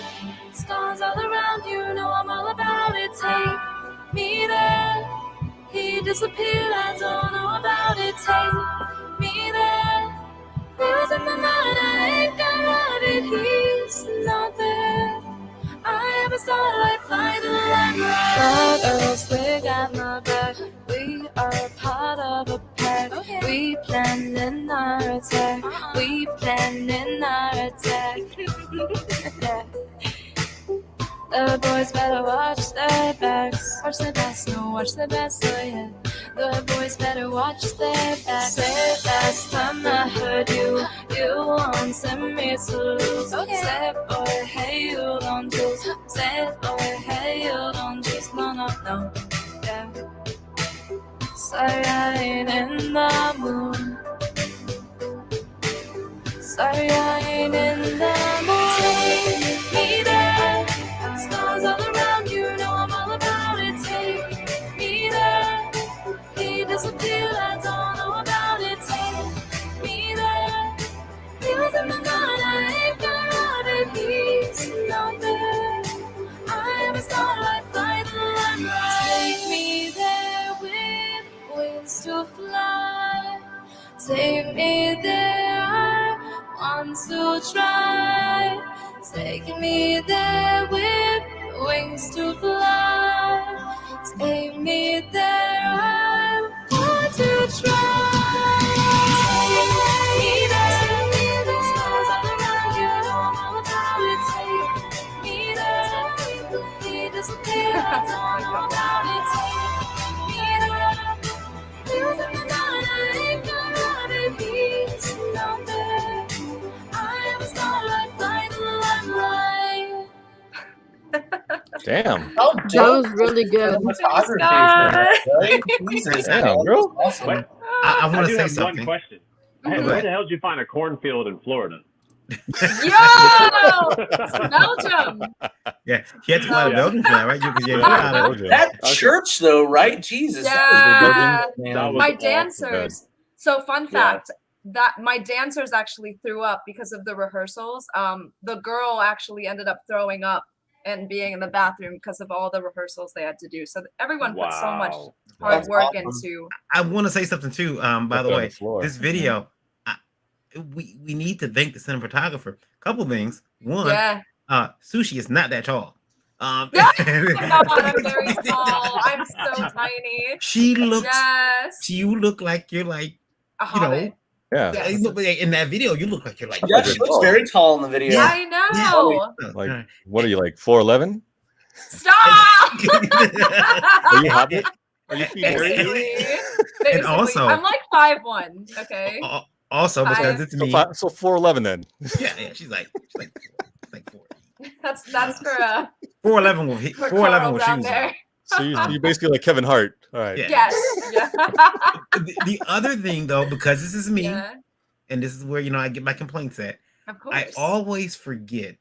Mhm. Sushi will post a modeling picture, and I'm like, oh, whoa.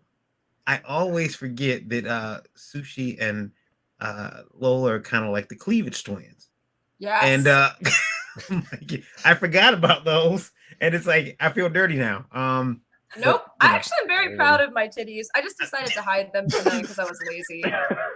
I'm really proud of them and they're real. Thank you. Mine too, just for the record. And there's mine Taco Bell for mine, actually. I went to Taco Bell for mine. You know what I mean? Oh. I'm all about Sushi, being I real. put the link to your video in our chat so people can go check it out. Yeah, and we want to have you back on because we want to look at some of your artwork at some point. But you're always welcome back. Guys, I'm sorry. Yes, I do have to book it. I have a call with my producer, but you guys are so awesome. I have to come back on sometime. Yeah, no problem. And I'm pretty sure I'll see you at a con pretty soon. Yeah, What's your are next you show? guys doing C2E2? Super quick. No. I was gonna go, but I got talked out of it. So I may show up. I don't have a table, but I may show up. My partner in crime decided that he didn't think they were going to happen, so we didn't get tables. So because a bunch of shows were canceling at that point in time, so we were all like, whatever. Yeah. And Chicago's going to be cold as balls, and I'm from Florida too. I'm not gonna make it in that kind of weather. just being real. And I don't have the Taco Bell titties to save me from the cold, so I'm not gonna make it. So Sushi, before you go, where can people find you at? Lord. Honestly, just Google my name. Google Keisha Ray. Yep. Keisha Ray. All right. Most Don't legit. send her dick pics. Just Google me, bitch. I just Just send her pictures of me like this.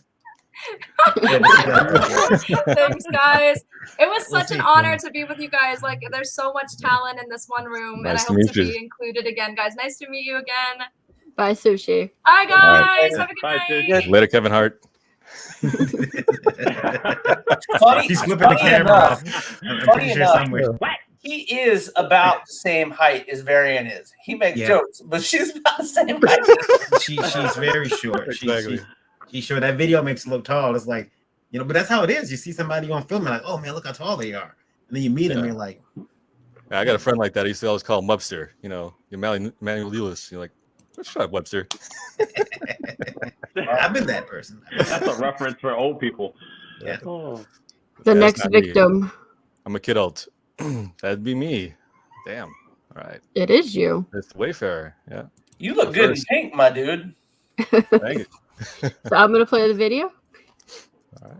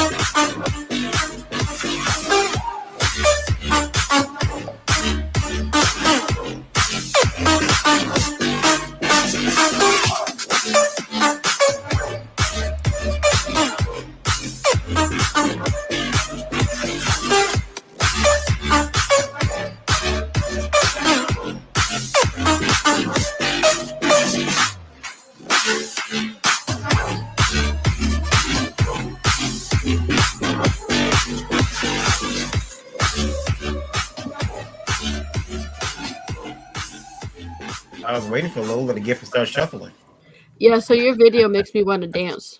Yeah, Yep. she was gonna get to I start was doing about to get down there for a second. Yeah, so it's very I'm a big fan of anime and mangas, and so it's very when I asked for this video was being made, something that was energetic and danceable, because that's I like a lot of animes that are like that. Like say what's it right now, Black Clover, with their current one that's got a little dance feel to it. It's all that EDM and everything. So, but with that, I mean, like the first image you saw was of my main character Amiya pulling up. Originally, when this was pitched to me, it was the Silver Surfer on meeting the Dark Tower, and I was like, like I'm not too interested in the Dark Tower part of it, but I started to rethink about it a little bit more and how I'm going to build this world. And because the first story, the person who wrote it, Jeff Danes, the prelude, it was just basically meant to be showcasing just my doing the sequential artwork alone, no word balloons, no nothing. And so that made me have to definitely sit down and think about how I'm going to draw this, you know, and how it's going to work. So it went through a couple iterations. What you guys are seeing now, like I said, is that director's cut version that, you know, I came along, my art style got better at the time. I'm a lot better now, but I definitely still working on other things, sequentials and stuff like that. So it's like putting little bits and pieces together, and it just kept growing and growing. And but this is something where one of the taglines in there, it's comparing it to if you like animes like Bleach and Radiant and other things like that, and Dragon Ball Z. Here I've always like with the whole Dragon Ball Z thing, you know, they always like surpass their limit. They always hit that limit where they tap out, and all of a sudden they've got this extra limit that comes out, and they go God mode all of a sudden, and God mode times infinity. So I didn't want that to happen in the storyline. With like, so the world here with the being mana based, it's, you know, very similar to say the Onward, where they use more technology now, so it's a bit cyberpunky as well. With instead of using their mana, because mana is tied to, not like unlike stamina, it's tied to your life energy. So the more you exert, the more you age and die faster. So that's why they don't utilize it as often. But there are those that are specialized that can actually do that, do have the ability of either they're destined or chosen. And I'm actually exploring that because there's another book I'm actually I'm writing right now called Demon Hunter Jose, that actually is the prelude to the prelude of Amiya. So it actually talks about how this world, how mana and magic all came about, and builds up to this world. So the two are going to tie together eventually in the storyline. But yeah, so I basically, she was supposed to be blonde, and I'm like, you know, I was sitting there drawing her, and like, what are my girls going to cosplay as? You know, so I said, this is not. I wanted something that would be fun, strong, independent women, because that's what I'm raising right now. And so a lot of my kids' personalities are in here, and I wanted them, you know, somebody could cosplay, and so this whole world has got a ton of different characters. So I'm so happy right now with this 4th issue. I'm just wrapping up. The 5th issue starts, and I'm going to introduce a whole new series of what I think about religion and other things like that, and mythical creatures like vampires and werewolves. So a lot of world building going into this, and I'm very proud of how this 1st issue comes along. It's just it's a slow burn. So I'm going to give you that right now. This 1st issue, then it rips right open the 2nd issue, and goes straight from there to High Octane right afterwards. So I definitely, if you guys, you know, please, if you consider back, it's already been fully funded. Right now, I'm trying to get to a new stretch goal of 1,000. You know, we're 263 short right now, 21 days left. But the new stretch goal I just added was the cover by Shelby Robertson. And damn, I know Shelby. When he did that, he blew it away for me. I mean, I actually had a dream of my character. Like, I was sitting there, like, actually 3D printing her or sculpting her out, because I was trying to, because his lines are just so sick and dope. I mean, if you could, I don't know if you can scroll back down, India, to the last image there, but yeah, he even did the covers. That's right there. He did the colors on that one. I flatted it, but he did the colors. So it's got that sick Shelby Robertson feel to it, and it on the metallic foil, that thing pops. I mean, it is beautiful. But yeah, when he did that one, so it's just like, I couldn't believe what a fantastic job he did. And so now I'm just like gearing up for the 2nd issue with lining up artists and everything. So I'm gonna be knocking on some doors here real quick. It's a lot of people. Any idea of any plans on maybe doing a actual side skateboard with a print on there? Yeah, actually, Tone Rodriguez had suggested that. So I actually do have a couple decks that I'll be doing, like a not for this campaign, but for later at shows to sell, of the logo on the Wayfarer, and also my doing drawings of Amiya and other different characters as well on different decks. That's cool. That's cool. I also I like your art signature. It's pretty cool. Thank you. Yeah, I actually this one, Mahmoud Asra, when I was sitting there talking to him, I was looking at him doing this, penning his style. I'm like, damn, that's dope. You know, I need a better one than what I was doing. So just had to throw up in Clip Studio and just did it real quick. And so that's been my SIG. Yeah, I on there to make a rubber stamp of it. It took me like 2 months to find one I liked. And then you know, you start doing your artist signature. At least I did. I started doing it. It was very fancy. It took about 2 minutes, and then you start streamlining it down. And you're like, okay, well, I can get rid of the box. Let me get rid of the shadow box I'm doing. That's kind of redundant. Okay, why is the box there? Okay, does this need to really show? Who the hell do I think I am? And so it gets real simple after a while. Same thing with comic strips. I was doing a comic strip for Randy for Flint Comics, and I would send in my strip, and you know, I would sit back and I would work on this strip, and you know, it was a monthly strip, so you know, I think I got all the time in the world. Well, I can be very detailed, and even if it's cartoony, and you know, you think, oh, I got a month. You know, as well as Randy would do something that he jokes about this when we talk about it, but I remember once I had drawn 3 strips, and I sent them all to Randy, and I said, well, sweet, this is going to give me 3 months of, you know, cushion. Well, I picked up Flint Comics that week, and I went out to his house because I live about 45 minutes from Flint, about 45 minutes to an hour, and I drove up and I got the paper from him, and he ran all 3 strips. Yeah. And I'm like, well, goodbye cushion. Like, did you need these? He's like, well, you know, you send them to me, I'm gonna run them. I'm like, there was nothing else. But you know, I was happy to be read, and you know, I don't know why I didn't use that to my advantage and realize, well, hell, if he's willing to do that, I want to make bigger strips. I don't know why I didn't do that. I would do like these 3 to 4 panel gags. When he did that, I should have just started doing multiple, you know, like exactly, yeah. I should have went to like 8, 9 grid gags, but I don't know why my mind wasn't there. I guess I just wasn't creatively mature enough to figure that out. Like, oh well, okay, I'm gonna make more room. I'm gonna bump Dan Daughtry right off this page because he does Beardo, and it was like because it would always be Beardo and then Tipsy, the Misadventures of Tipsy the Gnome. This is the character's name, and that particular time there was Beardo, and there was 3 Tipsy strips.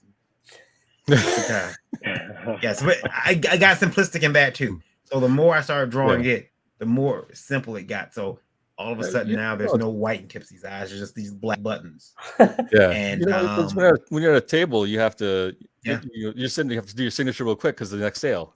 Yeah, you gotta hurry up. Don't do anything, you know, cursive and you know, too extreme. So just make it sweet and simple and done, and out you go. So yeah, that's the Wayfair prelude, fair and away. And I like to play on words there, by the way.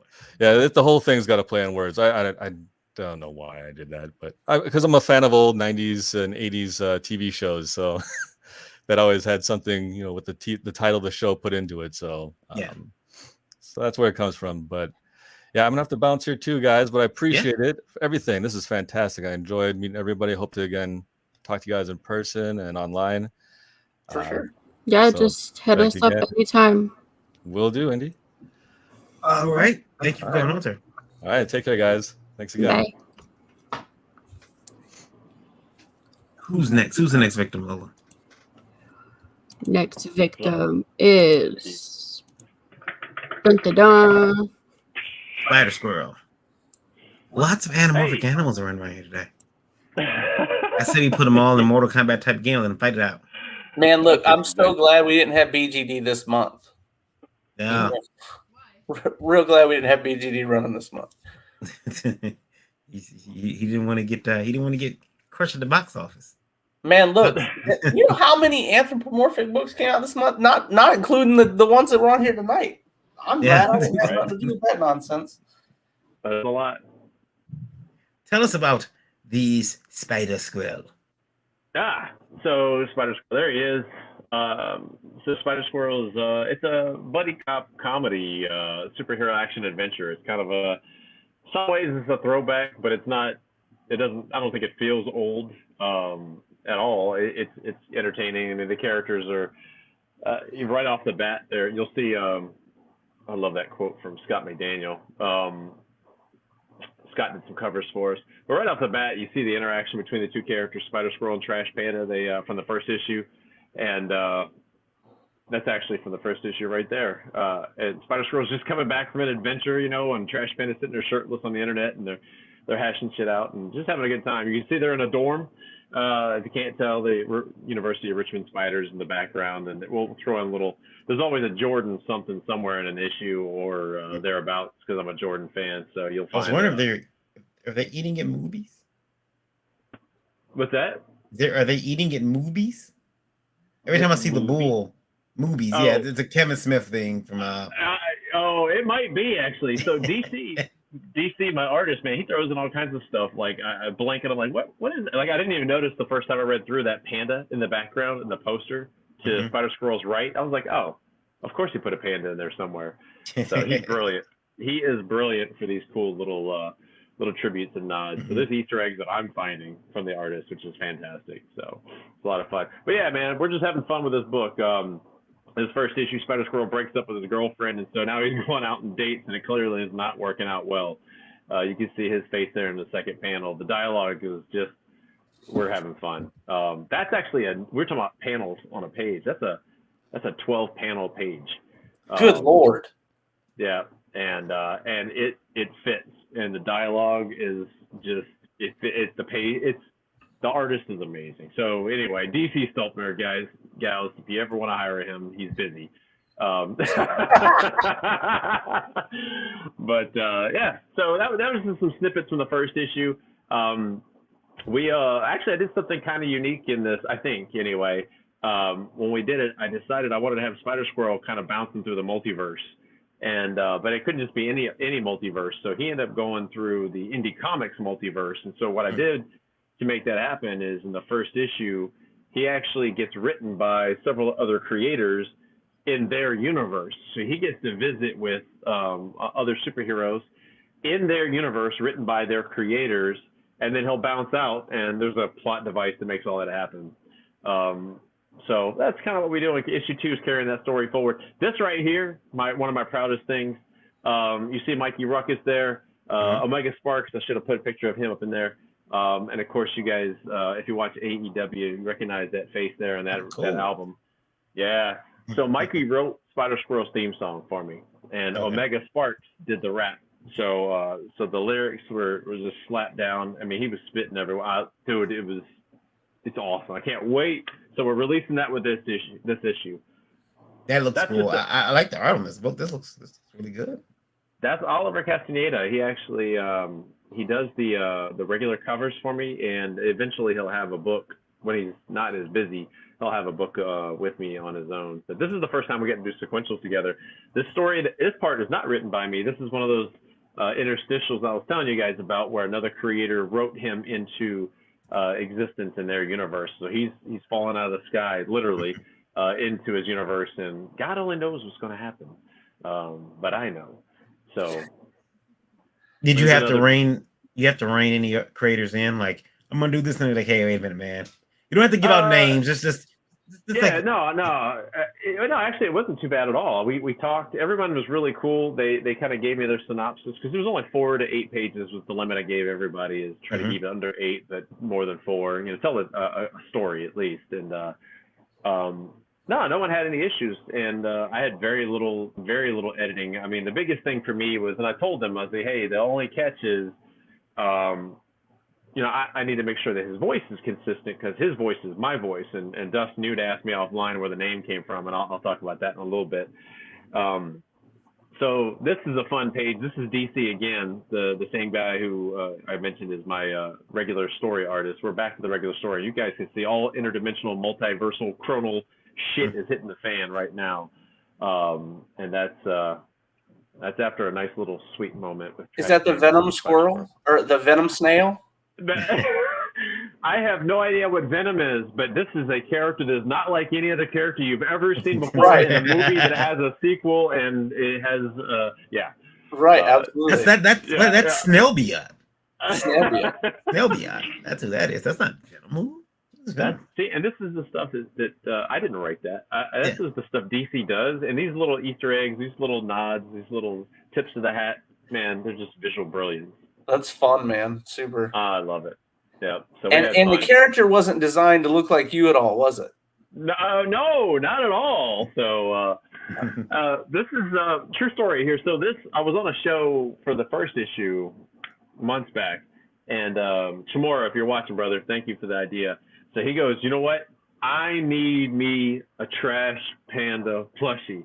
And I was like, man, if I make one, you're getting the first one. And look what I did. So we're making a Trash Panda plushie. It's one of the hotter items actually on my backers list. It's pretty funny.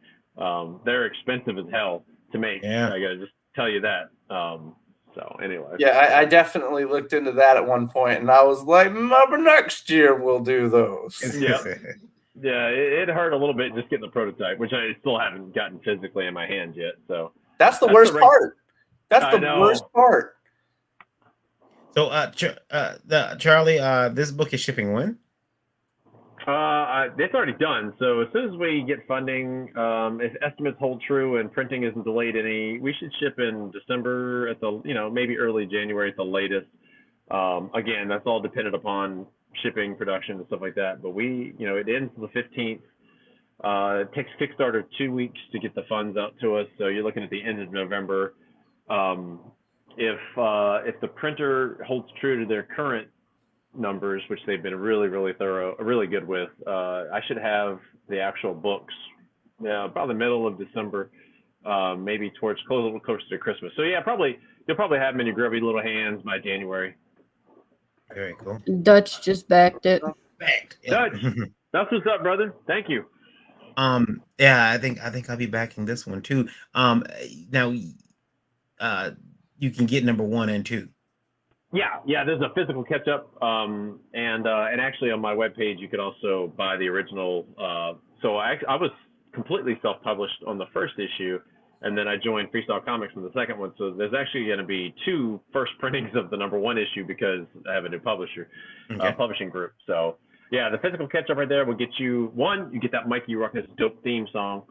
You also get a physical print copy of Spider Squirrel number 1 regular cover and the regular cover for Spider Squirrel number 2.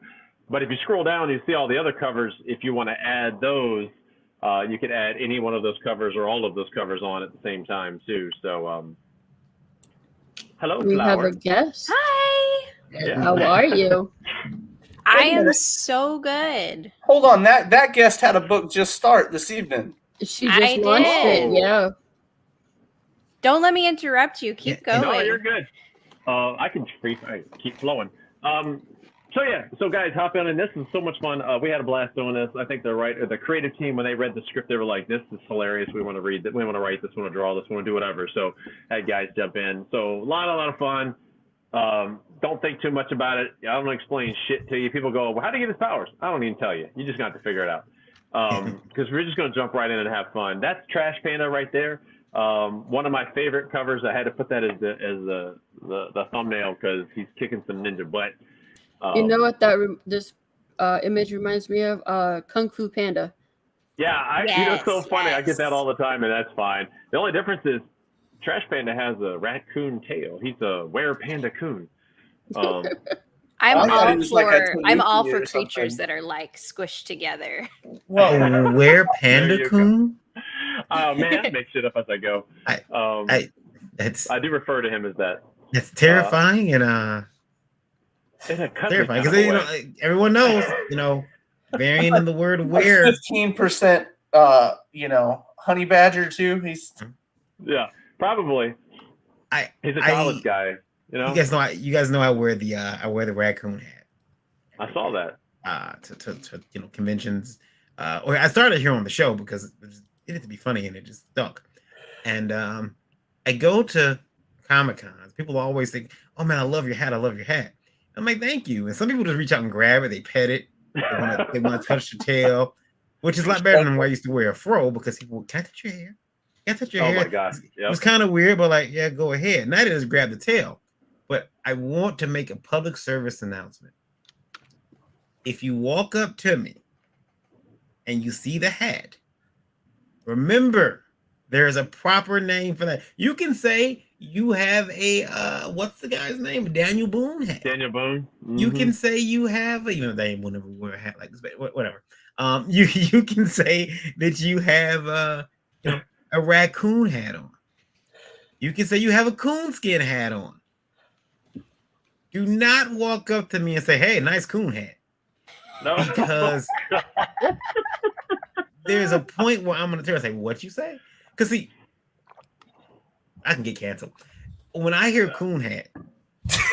My mind's like, "What the fuck did you just say?" Like, and I'm immediately thinking like, I think New York Yankees. I don't know why.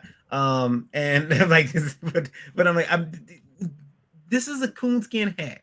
You know what it's called. You're doing that on purpose. But yep. Yeah. No, Just hey, be ignorant. Yeah, it's like, because I'm waiting for somebody. Hey, nice hat, coon. I mean, a nice coonskin hat. I'm waiting for that. So I can grab them. That'd be great. No, you got a couple of good, but everybody go check out Spider Squirrel over on the Kickstarter. So, thank you, Dustin. You had asked earlier before the show where the name come from, and I gave you the quick version of it. So I told you guys backstage I was an American Ninja Warrior season 10, Miami. So Miami people in the house, yay! Actually, I trained before that. I trained in obstacle course races and all this other stuff. Go to World Championships, yay me!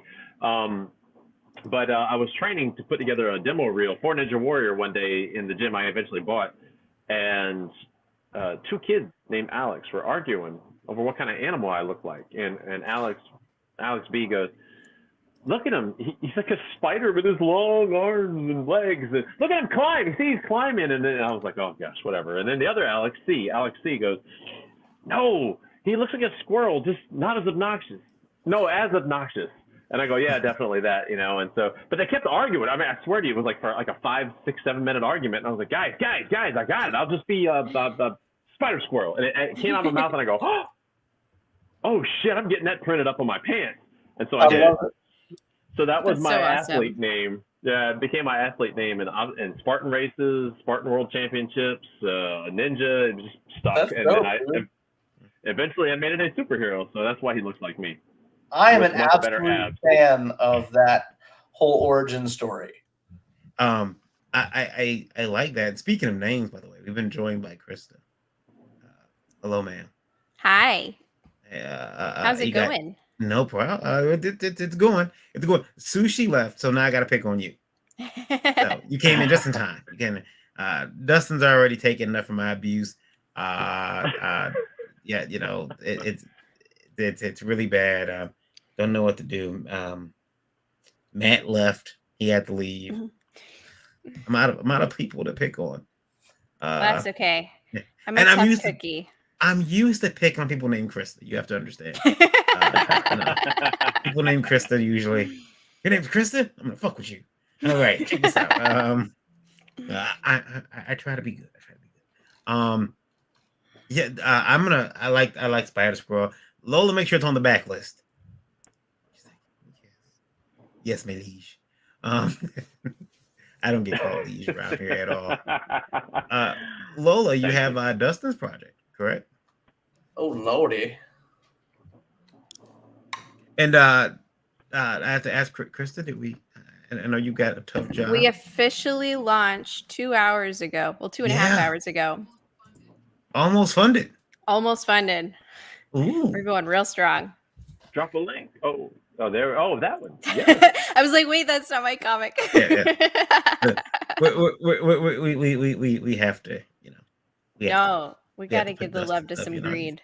Yeah, we gotta put this up. It's part of the contract. I'm just kidding. We signed contracts? Yeah. You didn't get one? Uh-oh.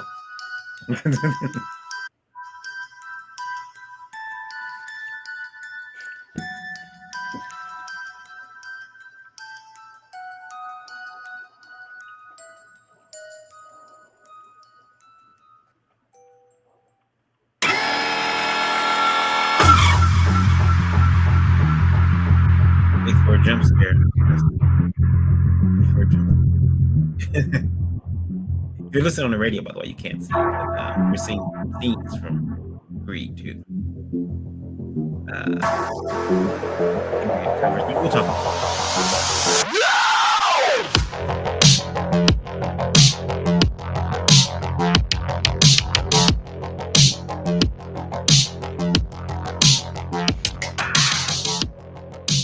video by Rage and AVC, Sneed and Meredith, management company of Man, you wait till you see what we've got coming for y'all down the pipe.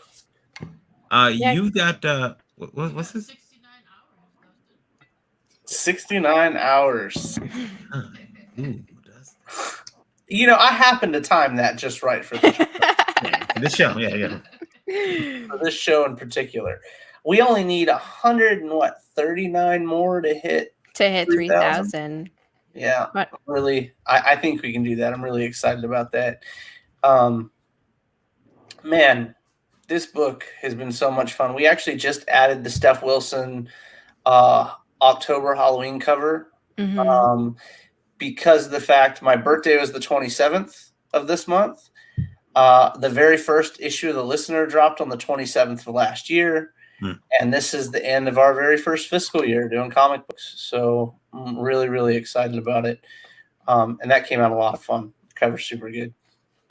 Yeah, and I know you got a C. Michael Lanning cover. Yeah. We got a C. Michael Lanning cover. We've got Steph Wilson covers. We've got David Ocampo covers. There's a Justin Hunt cover on there that's absolutely stunning. There's some covers by April Reyna on there that are absolutely awesome. Her cover is so amazing. Right? She does incredible covers for me every book I put out. I love working with her. She's a great member of our team.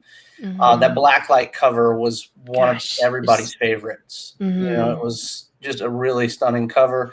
Our buddy David Fott is getting, he's on the mend after, dealing with some cancer and stuff. But he did these beautiful pieces beforehand, covered by Gwen, Dallegalt. She's great.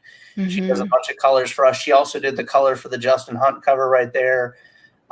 We have an incredible team, and I'll always call them teammates. We don't have contractors because you'll see that with the fact we have 3 IPs with a couple more to come next year, that our teammates move in between the books. You'll see them if you like your cover artists. In fact, there's actually tiers in this campaign that you can get covers from there that they've done previously for us on other books and whatnot. So super excited about this one. There's the team. There's the team. The team is awesome. I love that. I love how you have all your variant cover artists listed down below too.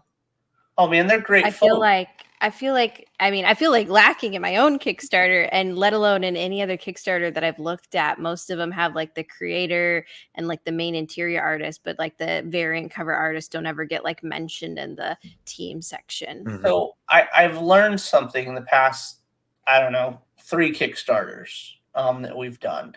And it was the fact that people are, it's weird because artists, there's a thing, and it's like a faux pas. Dude, I didn't even know that. That's incredible.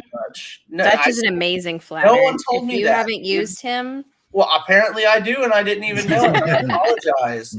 I am so sorry because she never told me.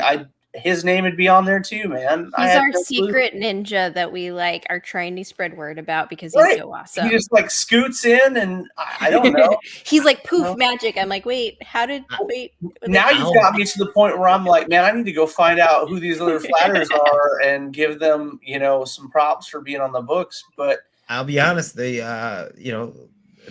my colorist, and I hate saying that because I was told recently that saying my colorist or my inker is actually bad. You shouldn't say that. Oh, okay. Yeah, I was told that you should. But the person that colors for me has a bad habit over the last couple of years of leaving his name off of the finished piece. And I used to say, hey, man, you have to add your name. What's going on? And then I thought about it. I had myself a evil genius moment. And I said, no, let him keep his name off of it. Oh. This way, people can't hire him from up under you. They don't know who he is. So now I don't say anything. He just colors it, turns it. I'm like, thank you. And look now. If it's in the comic, I will post it in the credits. Right, I'll write his name. For sure. But if he doesn't put his name signature up there, what signature? I get it. So it's horrible. I feel bad, but I do it all. I think it's we're coming on into something very interesting with Greed. As the first book, we introduced Oz, we introduced Cade, and you find out that monsters under the bed exist. You find out that gods, demons, deities all exist. And there's very little space that's actually separating us from them. And there are certain people that can tread between this space. And I think that, we got a little bit of super, high intensity in the first issue. You got to really find like you're stuck in the middle of this battle between this massive Minotaur type creature and a kid and his monster under the bed. It's like where the wild things are gone wrong, right? So we get into issue 2, and now we're starting to show you that we're bringing out bigger guns. Bringing in Lilith was a big thing for us because this book ties into the world of the listener, and the listener is big on Native American theology, and mythology as well. So now with these books being tied together, we're starting to show beings from other groups of theologies and belief systems. So I was like, man, if we're going to bring a bad one in, man, let's bring one in that people know and they can relate to just a little bit. And we'll play to that character's strengths and that being's, persona in our own way. Make it just different enough to where you understand who it is, what you're getting and whatnot, but you're also getting our take on it because the character's been done before numerous times. So we had to give it our own flair. She's my Eric Northman, and I love that. I absolutely love that type of character. My own, you hate this character, but you love this character, So this all leads into this book plays into the big introduction between these 3 characters. But in the next issue, we're building toward the crossover, and it'll be the first crossover we've done between the listener and Greed. So you'll see characters from the listener show up, and they'll be around for a while. So it's going to be a lot of fun. It's odd that you mentioned that because I've got a story, and first of all, I got a story with a little character, and he's like a little goblin, right? And I remember there were so many people with goblins, and I'm like, oh man, I did mine a while ago, but I'm like, oh, people gonna start thinking that we all copied each other. But then I got characters like I was joking with who was it the other night, Dwayne. With his book, his vampire book, Awakening, Michael's Awakening, A Nightfall, Michael's Awakening. He has a character named Lucius in there, who's a bad guy. Well, my comic has a character named Lucius, who's the main bad guy, who's the father of the hero. And I'm like, oh crap, man, we both have the same thing. And then you got a Lilith, or you got a Lilith. I got a Lilin. Or Lilin, yep. Which is because I didn't want to name her Lilith, but she's I based her look off of Lola, but she's my universe is Starscream or Dr. Smith. Right on. She's into self-preservation. She will screw over anybody to get, where she wants to hide that I made her like my wife. It's quite telling. Oh no. But yeah, so it's weird that we all it tells me is I got to put my book out first. So that I can say, Dustin, Dwayne, all these motherfuckers stole from me, and I need my shillings. I'll say this. I'll say shillings, and it's funny that you mentioned that. Because we were talking about that before the show started. We had Michael did Nita and Meredith as dinosaurs for BGD as a fun promo that we were doing, and I was like, she was like, man, you should put me in the dinosaur book. And I was like, you know what? I could do that. That'd be funny. You know what? And there's your shillings variant. I'll turn into a dinosaur for another issue coming up. I'm on the side of a building downtown Detroit on Michigan Avenue. There's a variant. He's up there. I got this coonskin cap on. I'm looking down at the comic.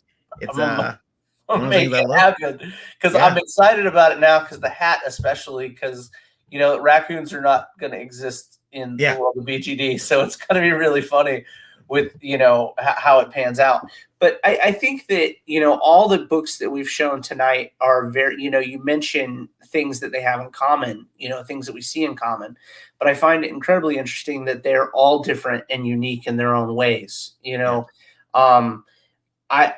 I honestly think they were all, with the exception, of one of them that is trying to give you the nostalgia factor. You know what I mean? All the other ones stand out in their own unique way that you don't even go, man, I'm not getting that. I'm getting their unique, and they're cool because their uniqueness, I mean, how many stories have a different version of the devil that we've all seen, and someone brings a very different spin to the character, right? To where now it's like, because for the longest, to me, Al Pacino was the devil. Yeah, he's great. Like he did. And then the guy in the Days is pretty good too. But, oh man, the Schwarzenegger movie, so good. Yeah. Because I mean, that guy just walked into the rest. I don't know if you guys remember the opening of that movie. The guy gets possessed. He walks into a restaurant and just pulls out a woman's. You guys remember that? Yeah. I mean, just pulls it out. Yeah, I remember. And it's like, I remember watching that movie. Like, oh, I'm a man now. Yeah, I was little. I was just like, yeah. That was such a like a mind fuck. That movie was so just. No one did anything. No one did. You could how 90s was that? You just walk in a restaurant, a fancy restaurant. Yeah. Grab a woman's breast. I mean, expose it. Like, here, everybody take a look at this. Yeah. Well, when your president comes out and says you can just grab people's hoo-has, I mean, no one cares no more. So, but that was the 90s. There was stuff that happened in the 90s that you can't get away with. And even the 2000s. Like, I made this joke last night. Enrique Iglesias' "You Can't Escape My Love" song. Listen to the lyrics today and tell me, like, Enrique, not sure we should be playing the song on the radio. I mean, he straight up says, "You can't escape my love." I don't care how romantically you say it, how deep in the microphone. Yeah. Here's how it goes. No. And you're telling how it goes. Like, here's how it's going. You can't escape my love. You don't get to say no. In the video, he follows her into the women's bathroom and makes out with her. It's like, this video was all types of wrong. But I mean, I've also been, I'm cultured now. I realize there are things that I can't do, things I should not say. It's made me 20% less funny, but it is what it is. But you guys need to go over there and check out, if you listen on Indie Vote Radio, go over and check out Greed 2. It's on Kickstarter as well, ending in 69 hours. So, guys, get over and check it out. And while you're doing that, Wolf and I, for Miss Krista, Fleur de Villainy, which sounds like, I used to live on Fleur de Lace. So, the fact that it's Fleur de Villainy, Fleur de Villainy, is, I could live on that street, dude. That'd be great. Everyone be an asshole. Double park the cars. It'd be great. Not take the trash when I cut the grass, or cut the grass at 6:30 in the morning like my neighbor. Anyway, I'm sorry. I was venting. I have a neighbor who cuts the grass at 6:30.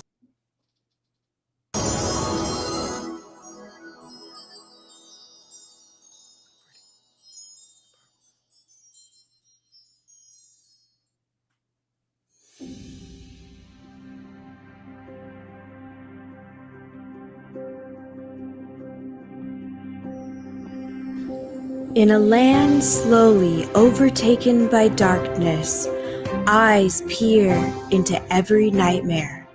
Tread carefully, take heed and beware, for creatures crawl throughout the night. Secrets of history shall come to light. Internal powers before unknown, choices are made, worlds are shown. Two heroines are faced with the choice to band with friends and unite their voice. Against this evil they must stand. The fate of Crayweth lays in their hands.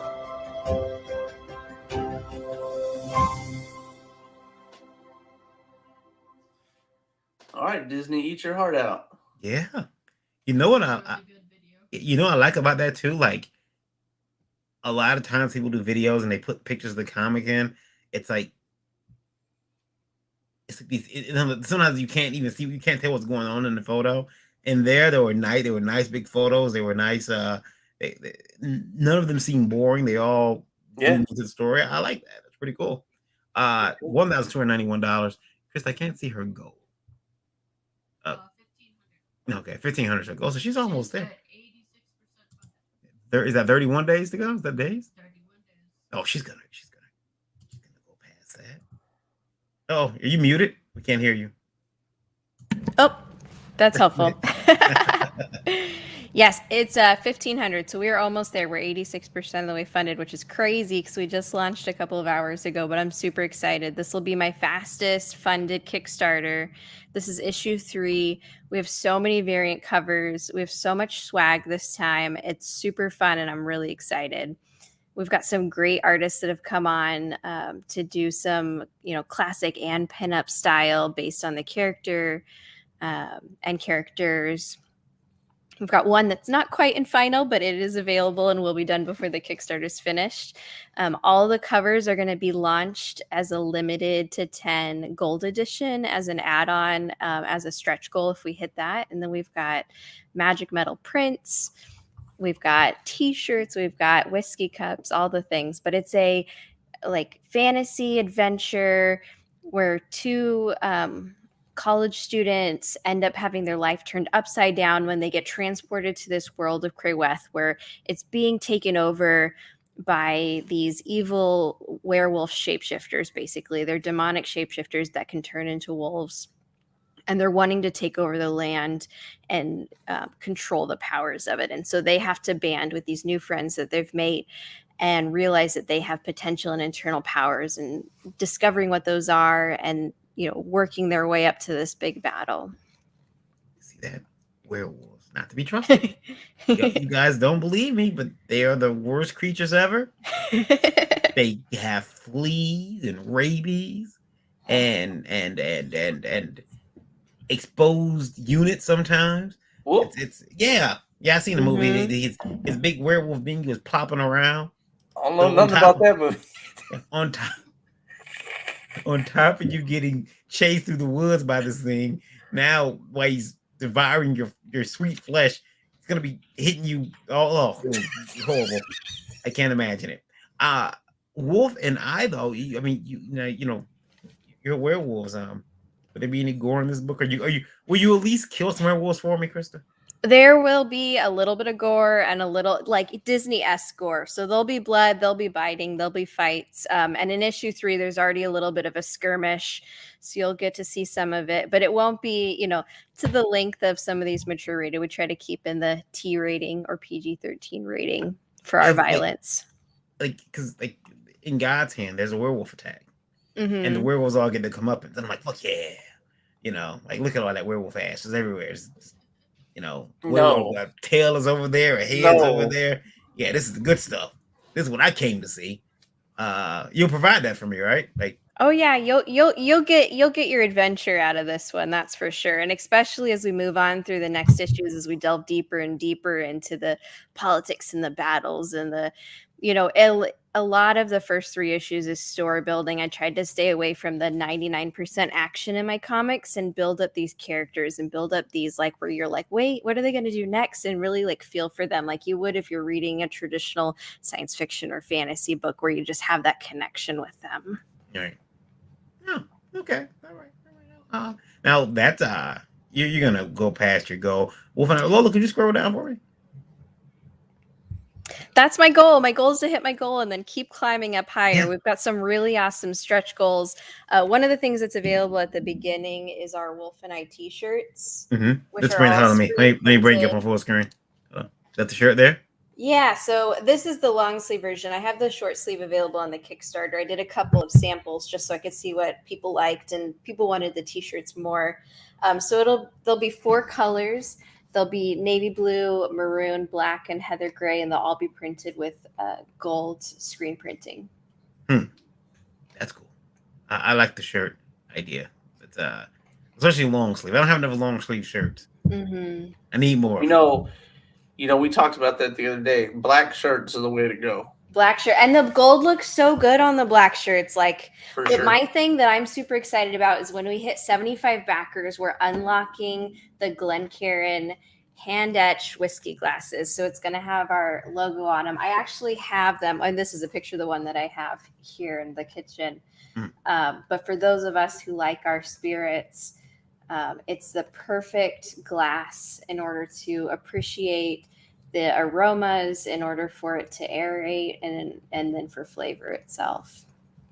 Yeah. Plus, its logo with the Wolf and I logo. So I mean, you can't go wrong there. But it's a wolf logo, Krista. And you know what? I say that when knowing that if I ever got a chance to own a weird animal, it's gotta be a wolf. That's your pin? That is my pin. Yeah. So we have wolf pins that we have a few left over that are available as add-ons, a limited. And then those are the meow pins. So that's one of our creatures. So again, it's a cat owl. So as I was referring to, I love splashing animals together. So this is my version of squishing them. And it won't be the first or the last animal that gets spliced together in my fantasy realm. But it is 1.5 inches. It's on black pewter, and we've already ordered them, so they're going to be well ahead of time before we even start fulfillment. Cool. And then everything else is sourced locally. It's all here from Arizona, so all made in America. You know, everything except for the pins. I was telling someone we don't really promote that as much as we should. Like most of our printing is done in America.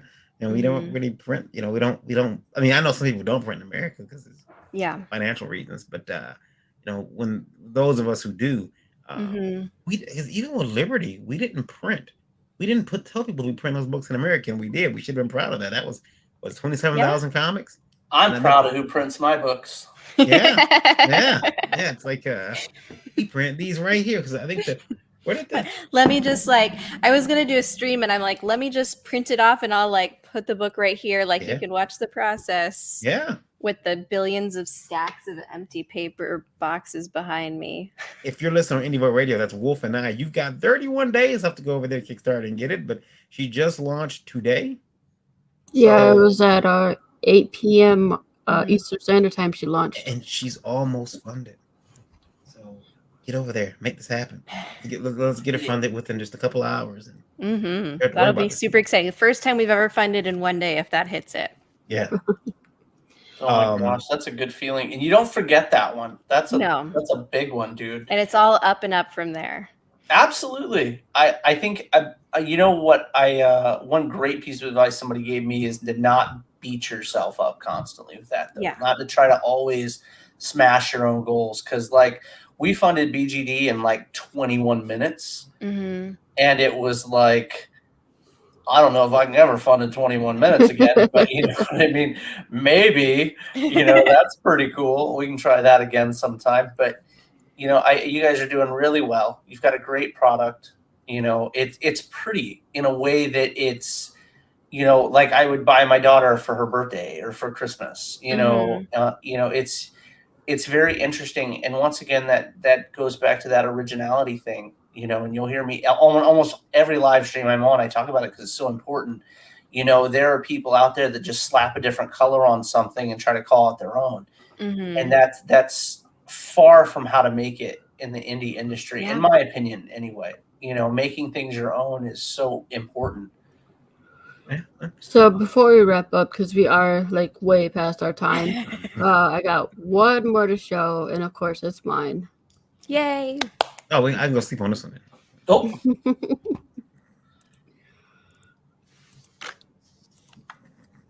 So I'm gonna play the female trailer, and we'll go from there. Can't hear anything. Yay! You dropped the ball. Dropping the ball. I am. All right. Wanted something so much, you would do anything to get it? I do. I will go to any party, be with anyone, just to get noticed by Blair, the one who controls invites. I lust to get into lore. Do you? No, because I know what happens. He said, "Man, I do not want to go to that party." No.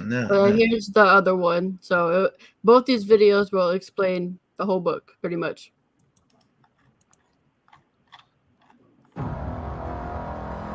It all started with an invite.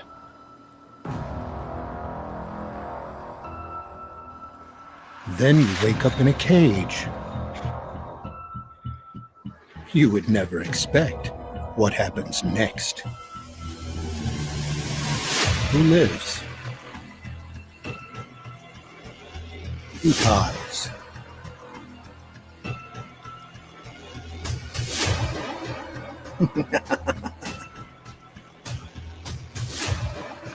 Are you ready to get lured?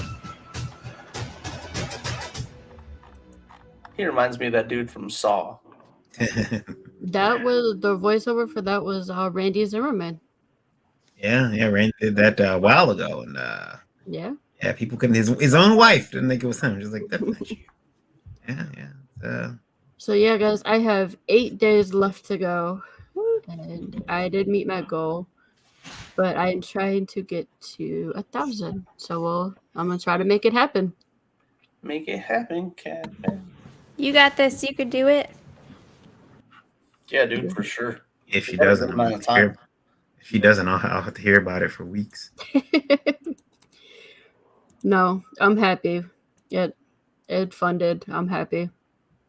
I can't wait to get the book in my hand. First book. There you go. Yeah, you've published several books, but this is your first time creating one, so I created it and wrote it. Yes, first time. there is a mini you behind you. I believe it's. Yes. The mini me just got back from hockey. Yeah. Oh, I'll take that off the screen. We had I had to send mine to bed early because he was obnoxious. So he had to go to It just turned 8 years, so it's almost bedtime. Yeah. I sent mine to bed at 7:30. He's like, "My bedtime's 8." I'm like, "Boss, 30 minutes, sir." Parent rules. Things yeah. change. Charlie, where can people find you at?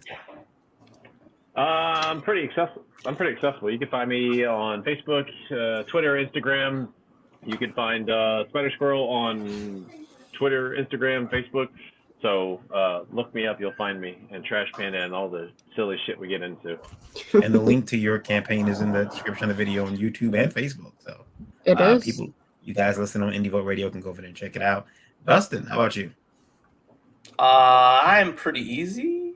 I've heard. Hey, I'm just honest about that. So there's you guys can find me just about anywhere just by looking at my name. I got a link tree. You guys go to linktree.com and you can look me up on Linktree as well. All my links are on there, including the current Kickstarters. They're normally on there. And if you have comment questions or anything or questions about my IPs, any of my IPs, you can just reach out to me on Facebook because it's attached to me like an umbilical cord. I'll wake up at 2 and 3 in the morning answering questions just because I can't help myself because I do so many Kickstarters. I'm used to that little ting going off next to my bed. So and feel free to send any dick pics to Dustin. Yeah, he will gladly accept them. Absolutely. Yeah. I'll give you. I got one and a video sent to me just a couple minutes ago. How does this happen? You know what? Better yet, I don't even need to know how it happens. Anyway, you can find me at Facebook very easily at Dustin Brunell on Facebook.com. You can also look me up on the listener. I don't think the listener stuff is tied to my link tree, but I normally answer all that stuff too. So the way to get that to happen to you is just be a female on the internet. I'm very ingrained, everybody. KYD_V on Twitter. Check out lebg.us for independent comic distribution, helping you get your independent comics in stores all over. Indie Vote Radio. Download that on Google if you have an iPhone. please download TuneIn or Streamer. You can find Indie Vote Radio on there. And you can always ask your Alexa device to play Indie Vote Radio for you. If you got a Roku, and you should, download Indie Vote TV. And that's our streaming network. It's all free. Have fun. I've given it all to you. Everything. Yeah. And Krista. Krista. Super easy to find me. I'm everywhere at Fleur de Villainy, the flower of villains. I'm on TikTok, Twitter, Instagram, all the things, Twitch, and all of the above. So you can find me there. And then you can follow the comic that has its own individual page at Wolf and I Comic on Instagram. Awesome. And guys, you know, I am hard to track down. So the best way to do it is go to Linktree, indie_princess. All my links are there. And that is it for tonight's show. I want to thank everybody for coming on, and to all our listeners all around the world. I appreciate it. And we'll see you next time.